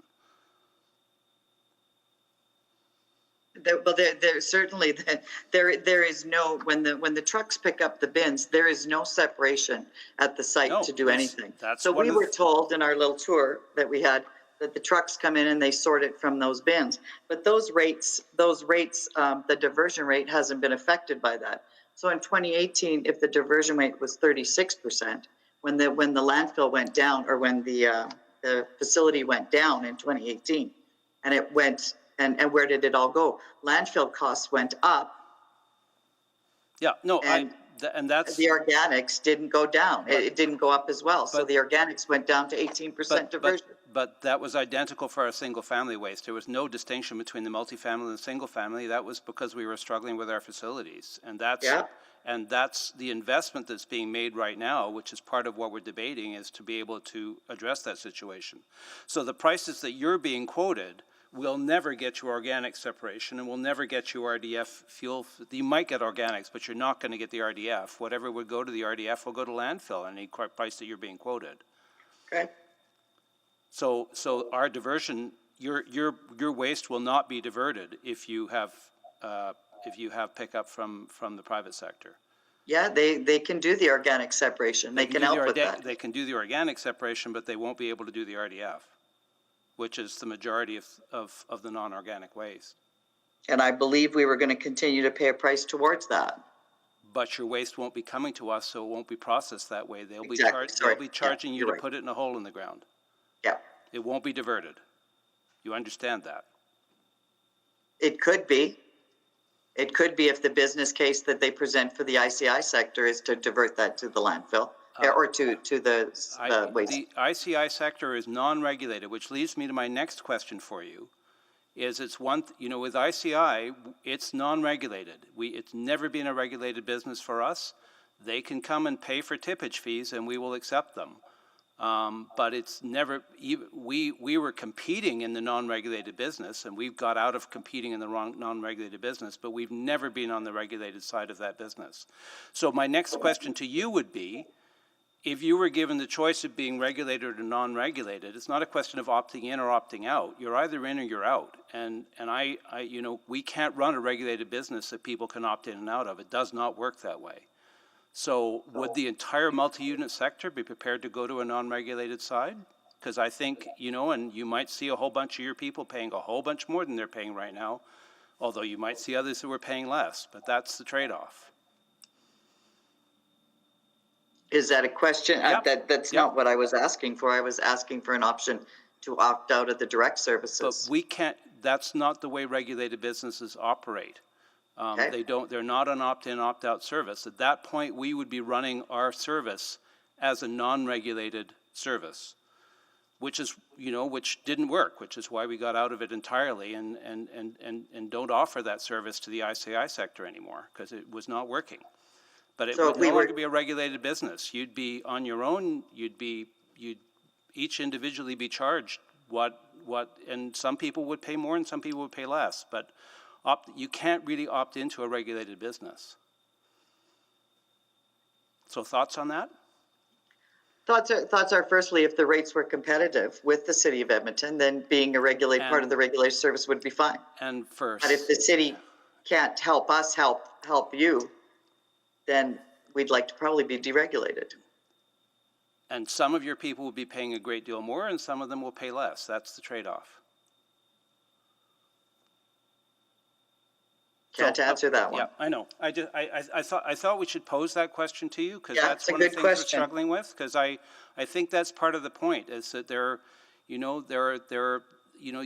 quotes that you're getting are probably for mostly going to go to landfill. Maybe there might be separations of some organics, and there might be some separation for recycle. And it'll be for the easing pickings, and there'll be others that are much harder to pick up.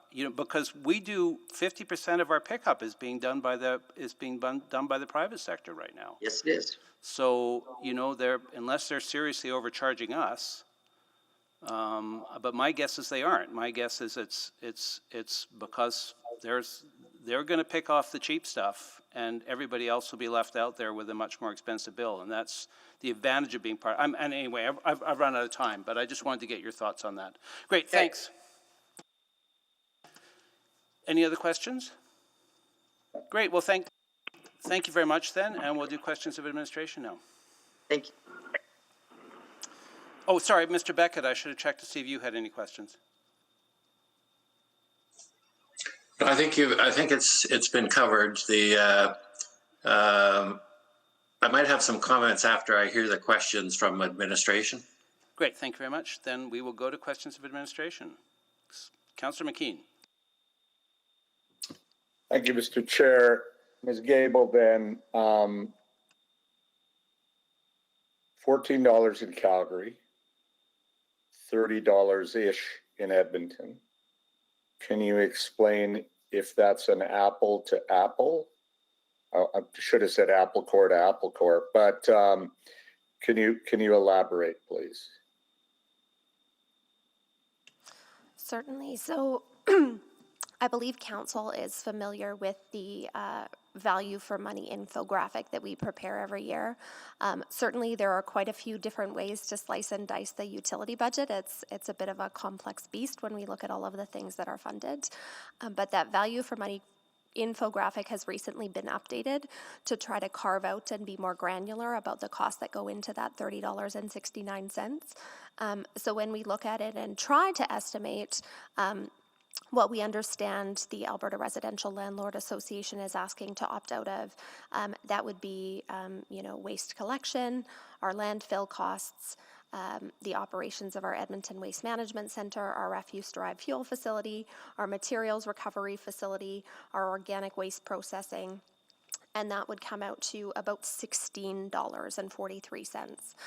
So it's a little bit difficult to pull that apart, trying to understand exactly what it would mean for us to unpack the portions of the service that Arla is looking to opt out of, and certainly that is more expensive than the $11 or $14 per unit per month that Ms. Monkhouse is quoting.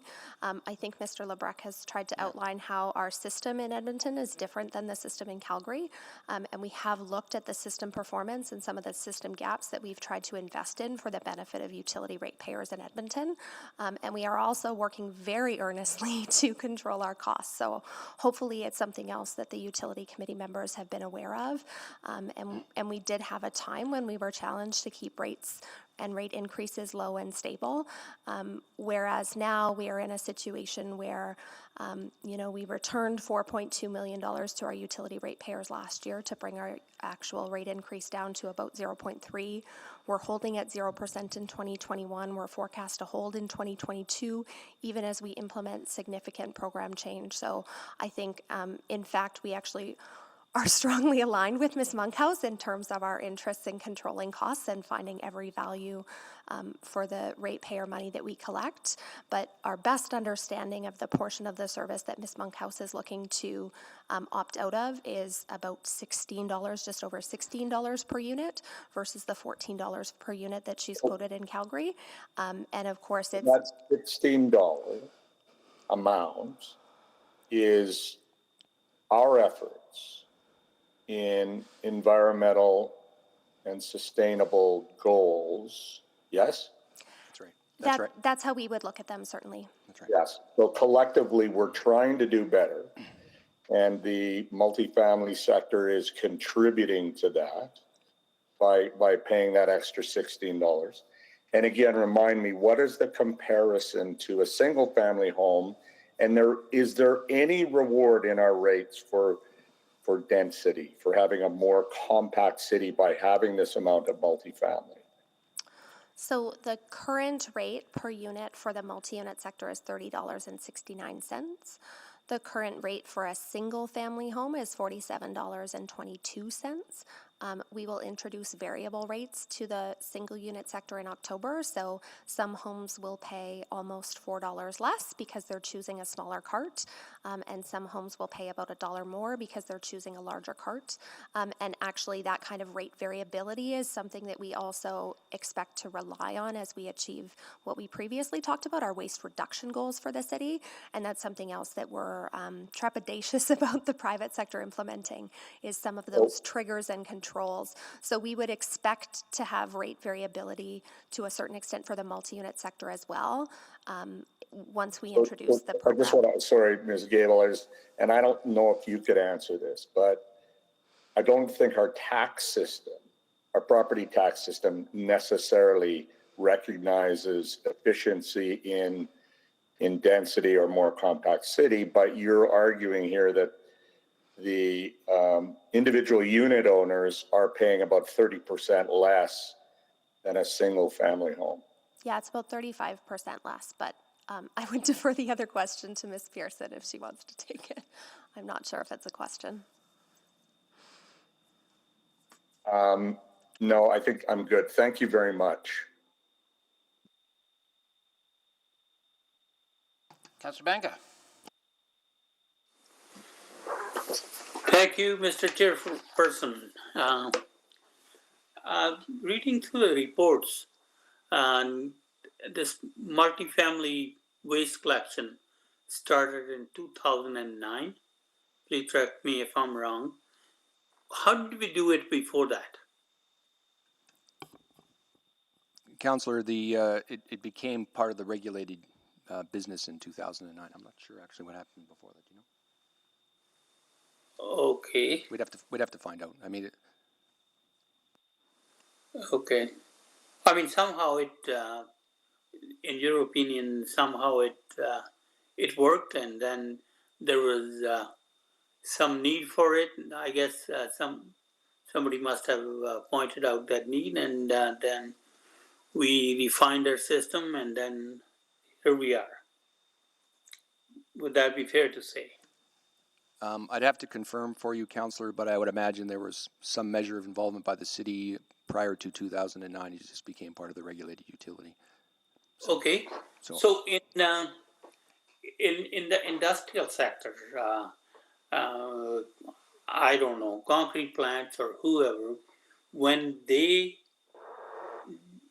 dump their waste at some place, how do they manage without contributing to the services or the initiatives that I guess are in question here in this sector, multi-unit sector? I'm talking about the future development of programs and advertisements and also the other stuff that comes along with it that we need to do for long-term planning. So the answer to that question, Councillor, is that's exactly what our ICI part, our ICI sector part of the strategy will get at is, and that will govern through policy, likely a bylaw. So at this point in time, where the individual, institutions and businesses are largely driven by their own priorities vis-a-vis the environment and their policies in the business. Right now, we don't mandate any of it.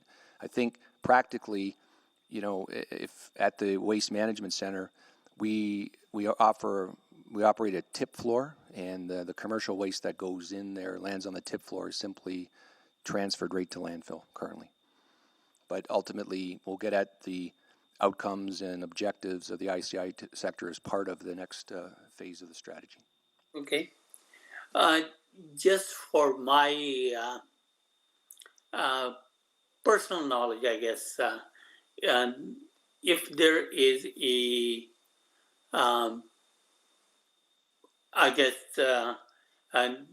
the collection for, I'm going to take an example, not that I'm for it or against or whatever the case may be.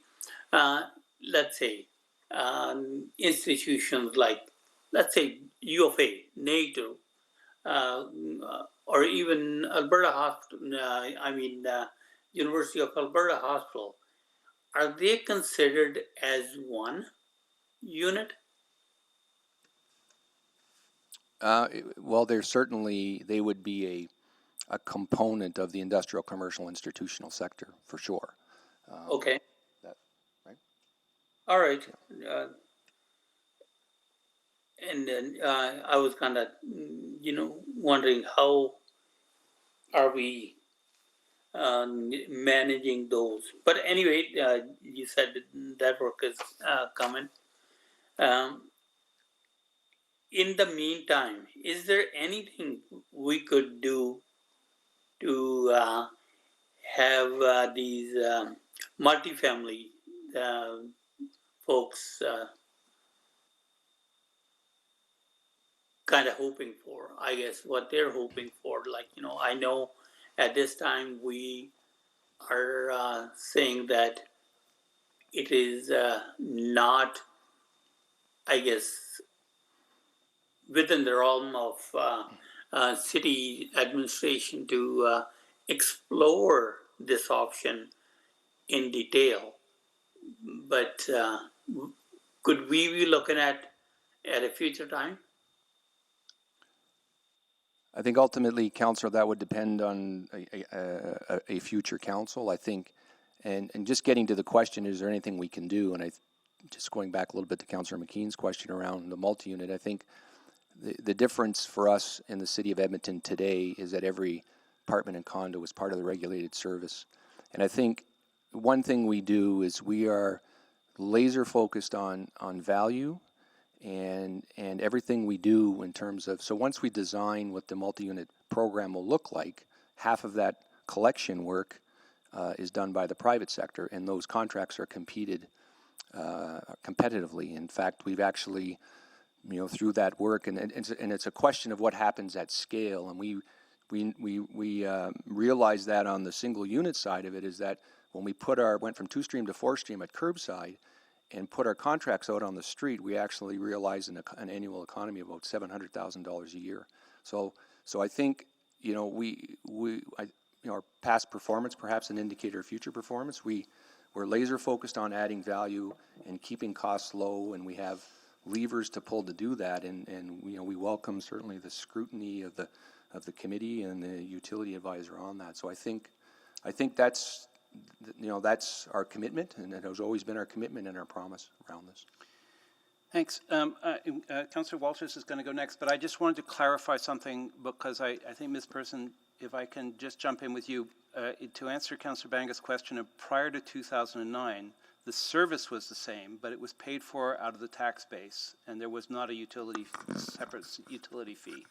Correct? Nothing changed in the service. People were paying the same, but they were paying for it out of their taxes. That's my understanding, but I'm trying to get some clarification. That's my memory. So we were still providing the service. There was an expectation we provide the service, but there wasn't a separate utility fee. It just came out of your taxes. And that's right. And I think there was a shift over. We decreased taxes by the amount that we started charging utility fees, is my memory.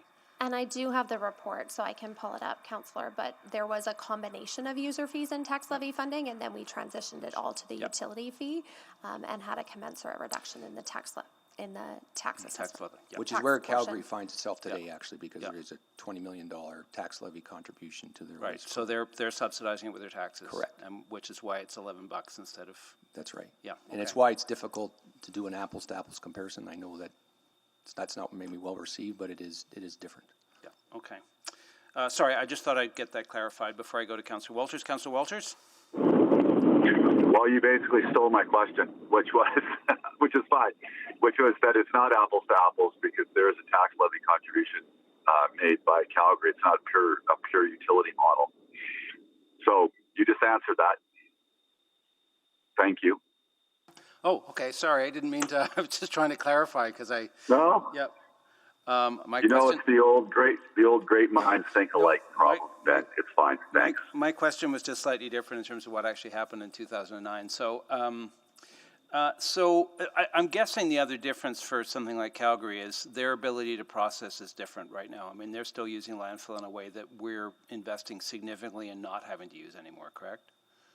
They do operate, I understand they do operate 3 landfills. We do not have 3 landfills. Yeah. And of course, you know, we've got, as you said, the RDF component of our aspiration too. And if we were taking everything and putting it in, if we still had a dump at Clover Bar and could put stuff into it, which we don't, we could bring our costs way down. But there'd be other costs. Yeah, I mean, obviously, we get a favorable tip fee where we landfill our waste. However, you still have to move it there. You've got to move it there, and right. the prices that are being quoted by the private sector here are driving it to the county, I'm guessing, and putting it in the hole. Well, it could be. It's certainly. We don't know. We don't know. One of the things I'm interested in, though, when we do, because I am curious around, and I'm wondering if there's some cost of service work we have to do here. So, and are we charging multi-uses on a per door basis? Yes. Because it strikes me if we're doing that, that, the people that are going to, if you deregulate it, the people that are going to end up paying a lot more if they have to have the truck come to their building are the people with 12 units, and the people are going to pay a lot less are the people with 26, 30 units, correct? It's a guess. I know we can't say for sure. I wouldn't want to, I don't think I can be So specific on that. I'm wondering if there is some work, in a cost of service analysis, I'm wondering if there is some work we need to do here in understanding whether or not the per door calculation is the fair calculation between different multi-use users. Well, and it's committed to in the report, and it's always been a commitment of the utility that we would be completing an updated cost of service study to understand how the Edmonton cart rollout impacts the fair apportionment of the utility fees. So that's something that we anticipate we would be undertaking shortly. No, and what I'm comparing is not what I'm interested in is a comparison not between multi-use and multi-unit and single unit. I'm thinking I'm wondering if we have the right tool to apportion the fees between different kinds of multi-units, because understanding on the volume side there won't be any difference, but on the collection side there probably is a difference, and that a 12-unit building probably costs us the same amount to pick up that waste as a 30-unit building or 50 or 100-unit building, and that a per door fee doesn't take that into consideration. If I may, I don't know if Santosh can help us here, phone a friend, but when we do the business case, what you're going to see in the business case, Councillor, are some analyses around volume generation per door, and therefore we're taking we'll do some work around what actually does an apartment generate in terms of blue and green and black. Mm-hmm. So the site contexts are different, and I think that's part of the complication. One challenge, I guess, around the multi-unit side is that you may have a high tower with 500 units, in which case, what might serve a smaller unit isn't the same thing, and I think the business case will reflect that, and it'll show kind of optionalities around that. Yeah, and ironically, that if you went to a deregulated system, mm-hmm. then the cost of collection would be the same because you're picking up one dumpster, but you would be paying a tipping fee at the other end, where a dumpster that was 10 times as heavy would pay 10 times as much, correct? Well, I don't think so. Sorry to disagree with you, but we've got to think about it in the context of there being 3 streams. Understood. Yeah, No, so I'm oversimplifying, right? But just in terms of understanding what would shift if you went to a non-regulated model. And just to check, I mean, part of the problem here is we could completely deregulate this, but you can't half deregulate something. I don't think you can, and I think the report lays out, aspects around flow control. I mean, I worked in a jurisdiction before that had flow control, and the simple fact of the matter is you'd be reliant on policy. I assume you'd be reliant on policy to get your program objectives, and the question is how effective can it be to do that, and what do you need to do to enforce it? And that there is that benefit of the utility. You can do things at scale. There isn't a data set we don't look at, and we have a pretty good grip on the data and are able to do some analyses around that. Well, and it strikes me, maybe Mr. Beckett can weigh into this, but the very principle of utility, which is why all utilities, and this one we're not doing a franchise fee, granted, but that you're essentially giving the utility, you're in return for taking responsibility for dealing with the entire municipality, you're giving the municipality the right to do the entire municipality, and that's why we regulate them. If it was truly, if they're not, you have to regulate them precisely because they're not competitive situations. That's the nature of a regulated utility. We wouldn't need to be doing regulation at all if it was fully competitive, correct? But then there's no responsibility taken either. Then you have to ask yourself, what's the best way to achieve the policy objective? And there are alternatives. Right, and we're, on the ICI side, which we're not regulated, and as a result created us grief, which is why we got out of that business, because we were inappropriately running into a situation where we were looking at having to subsidize something that was non-regulated because we couldn't control it. But we're going to try and do stuff through another form of regulation, which is about saying this is what you have to do with your waste. But Calgary's gone down that road, and my understanding is compliance has not been that successful. Well, and if it's helpful to illustrate, both the single unit and the multi-unit program are aiming to align fees so that they fairly account for the service that's provided, the volume of waste that's picked up, the required container size and frequency for the folks who are residing, whether it's at a 12-unit building or a 172-unit building. But what the utility model does is then allocate an average cost of service regardless of how far you are from the landfill, regardless of how far you are from another portion of density. And so that is something that is currently averaged to be equitable, so that whether you're in a high-rise building that is on the completely opposite end of the city from the Edmonton Waste Management Center, or you happen to be close by, we provide some equitable service so that Edmontonians are all investing in the same thing. Strategic objectives. And I'm guessing, when we talk about the private sector's ability to provide the same service, there's nobody else within hundreds of miles that can do the RDF and put it into an NRChem. I mean, it's going to landfill. Everything that isn't compost and isn't recycled is going to landfill. Correct? That's right. We have the only RDF plant processing municipal solid waste in the country. There's no commercial hauler that will be able to get that waste to the targets that we will be able to in the next year or two. That's correct. Yeah. Okay. I'm out of time. Mr. Beckett. Thanks, Mr. Chairman. So a couple of comments. I heard Ms. Monkhouse say that their objective is to opt out of waste organic and recycling collection. And if that's the case, that would just be a situation where my trucks are competing with your trucks, but the end result is the same. The material is delivered to the Edmonton Waste Management Center and treated exactly as it would be if the city picked it up. And I don't think that's what she's proposing. So there needs to be some clarity around exactly what it is that's being proposed. If the proposal is to pick up the refuse and simply source it to a landfill, that's not an apples to apples comparison. Now, I am at a bit of a disadvantage here because I haven't seen any of the material that Ms. Monkhouse's organization has provided. So I'm not really clear on what it is that they're proposing. I would like to note, however, that when a decision is made to deregulate a particular aspect of a utility, and that was done with electricity here in Alberta, for instance, with which I'm very familiar, the option of allowing an opt-out versus fully deregulated approach never works. You can't have a mixture of regulated and deregulated customers receiving the same service. So it's important to recognize that this is sort of a one-way street, and that customers will have to live with the consequences of the decision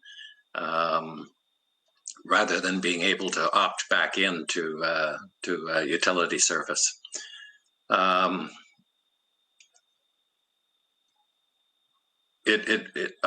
agree with the comment that was made that ultimately, in order to get to the bottom of this, you really need to focus on the cost of service study and compare the cost of service that is eliminated by allowing somebody to opt out with the cost of service that occurs under the utility model. Because if you don't do that, you run the risk of getting into what's called the utility death spiral, where customers who have a marginal advantage of opting out choose to opt out, loading additional cost on customers who remain, causing the economics of opting out to improve for those customers who remain. So more customers opt out and load additional costs onto existing customers to the point where it becomes untenable. So it's a question. I understand the motivation behind the question. If it's simply trying to improve efficiency of the regulated utility, that's always a good thing. But if at the heart of it there's an attempt to avoid embedded costs in any way, shape, or form, that's a problem, and it's something that needs to be addressed. Probably with a stranded cost fee and a one-way path for all participants to leave the regulated service rather than an opt-out process. In my way of thinking, this is just something that needs more work in order to create a real apples to apples comparison. And I think that's what administration is promising for the next utility committee meeting. Great, thank you. Councillor Paquette. Yeah, that was fascinating. I'd like to follow up that, Mr. Beckett, if I can. So, in the scenario of this death spiral, eventually you can't even provide a utility to anyone, at least the way that we know it. And so, if everyone opts out, they're all moving into a essentially privatized system. But then the privatized system must be regulated, wouldn't it have to be? Well, it depends on whether there's enough competition. You don't want to create you certainly don't want to create an unregulated monopoly. That's definitely a criteria that you'd have to be very conscious of. Right. But, it doesn't even have to be monopoly, as we saw.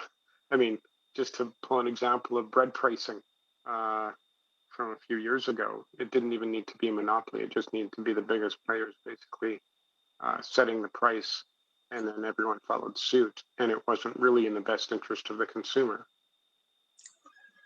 But that's price fixing, which is illegal. Right. But what's not illegal is simply setting the standard, as we see with mobile phone companies. There's a few big mobile phone companies. They have their pricing. A smaller outfit comes in, says we can do it for cheaper, and then what happens is they end up getting bought, and that price advantage essentially disappears. It's not a monopoly, but there's enough big players that they can set the landscape. Isn't that right? That's a larger issue. A lot of people would argue that there's not enough competition in cellular service in Canada. I'm just using it as an analogy. We don't have to to get into the economics of cell service, but there are some clear economic tests that can be applied to determine whether or not there's a level of competition that is sufficient to avoid monopolistic practices. Yeah, and while still delivering to the public what they want to see as far as waste diversion and getting to the goals that they have set, along with their actual waste services. Yeah, so that's an important point. Is that are you considering allowing people to opt out of those objectives that around waste diversion? If you're not, then you're really just arguing about whether my trucks can pick stuff up cheaper than your trucks. Yeah. Okay. And that makes, and I can see how maybe for some folks this can be a frustrating conversation. They're like, well, why are you talking about all of that? We just want to opt out of a certain service to get a better price. But it's not that simple. It's actually incredibly complex once you start unpacking it. It is complex, yes. Yeah. Okay. Thank you very much.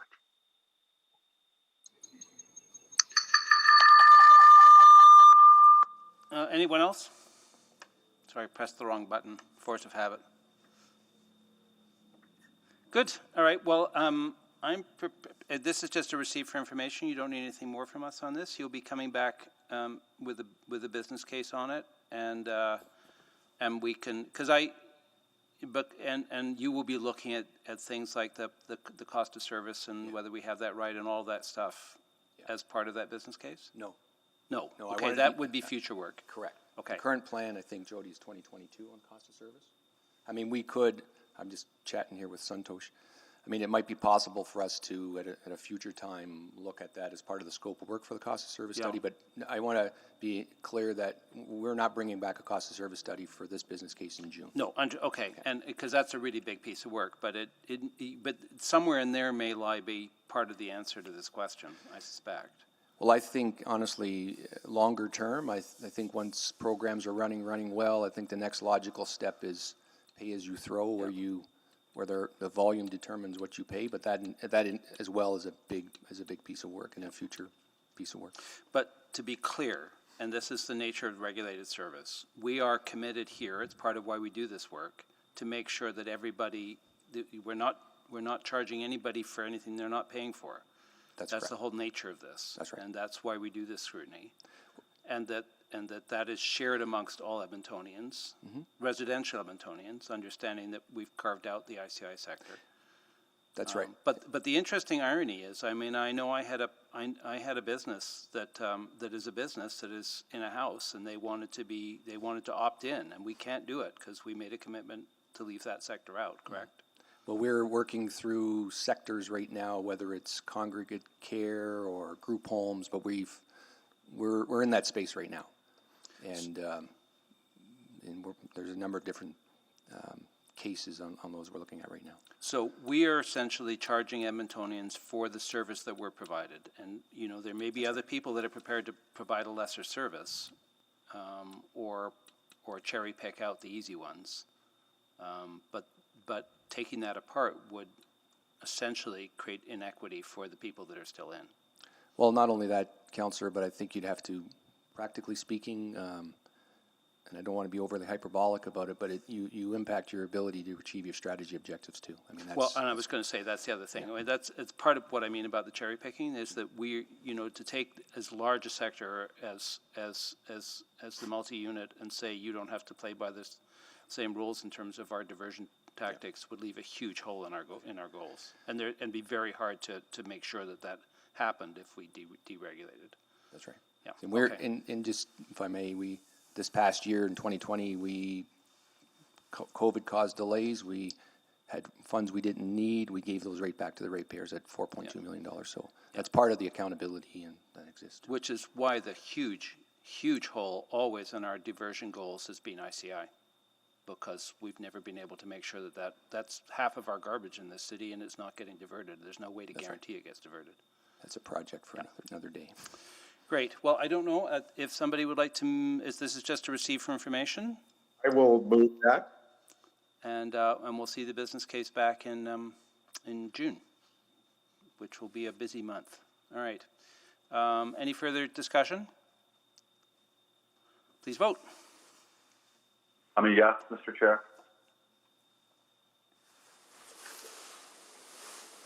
Just waiting for the little magic voting thing to come up.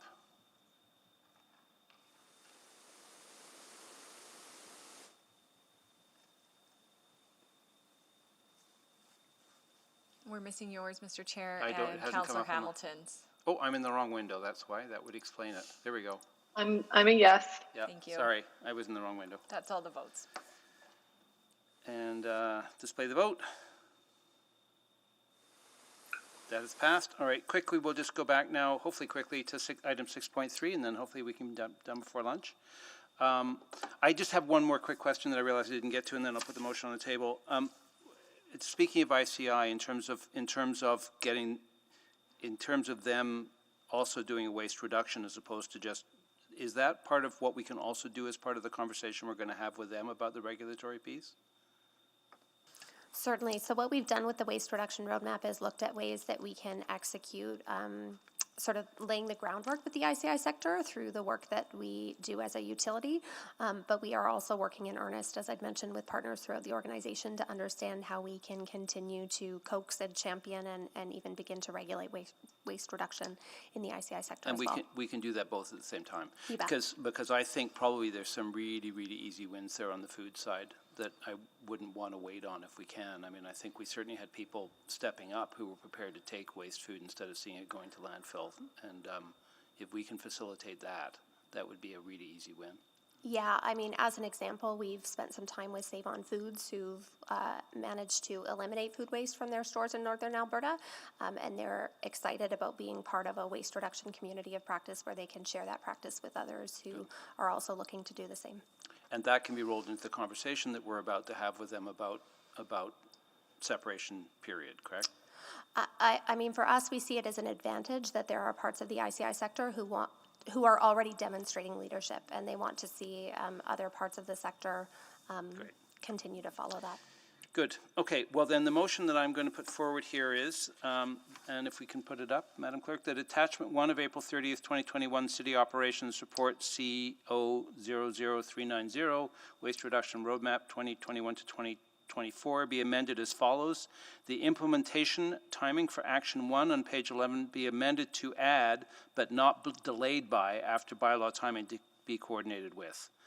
And number 2, that the Waste Reduction Roadmap 2021 to 24 as set out in amended attachment 1 of April 30th, 2021 City Operations Report CO00390 be approved. So I will move that. Any discussion or questions? So to be clear, this just means we don't have to wait for the feds, but if we can coordinate it with them, great. Okay, not seeing any discussion, please vote.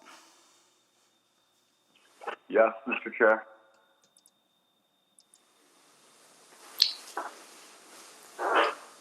We have all the votes. And display the vote. And that has passed unanimously. Great. I think that's it for our agenda, unless I'm missing anything. So any notices of motion? I have one. This is our first for Utility Committee. It's not for Utility Committee. And I sent an email about it. It's going to be a little sticky, but at the next regular council meeting, I'll move that the City of Edmonton restore the aerial mosquito program from the COVID-19 reserve for the 2021 season. Oh, give us a good thing to talk about on Monday. Would this go to Monday, or are we too late for Monday? It's technically too late for Monday. Sorry to interrupt, but I think it's technically too late for Monday. But I think there might be will to see it walked on as a motion without customary notice. So. All right. Well, we will take it as notice right now, so at least it sits in the ether, and then council can decide what they want to do with it on Monday. So, exactly. Great. Anybody else? I'm sure that has something to do with utility, but I'm not sure what. Probably drainage. Well, it's time to have a mosquito-free weekend. It may be our last, although judging by the temperatures today, we may be out of luck. All right, then hearing no further notices, we are adjourned, and we'll see you all again in June for just a light meeting in June.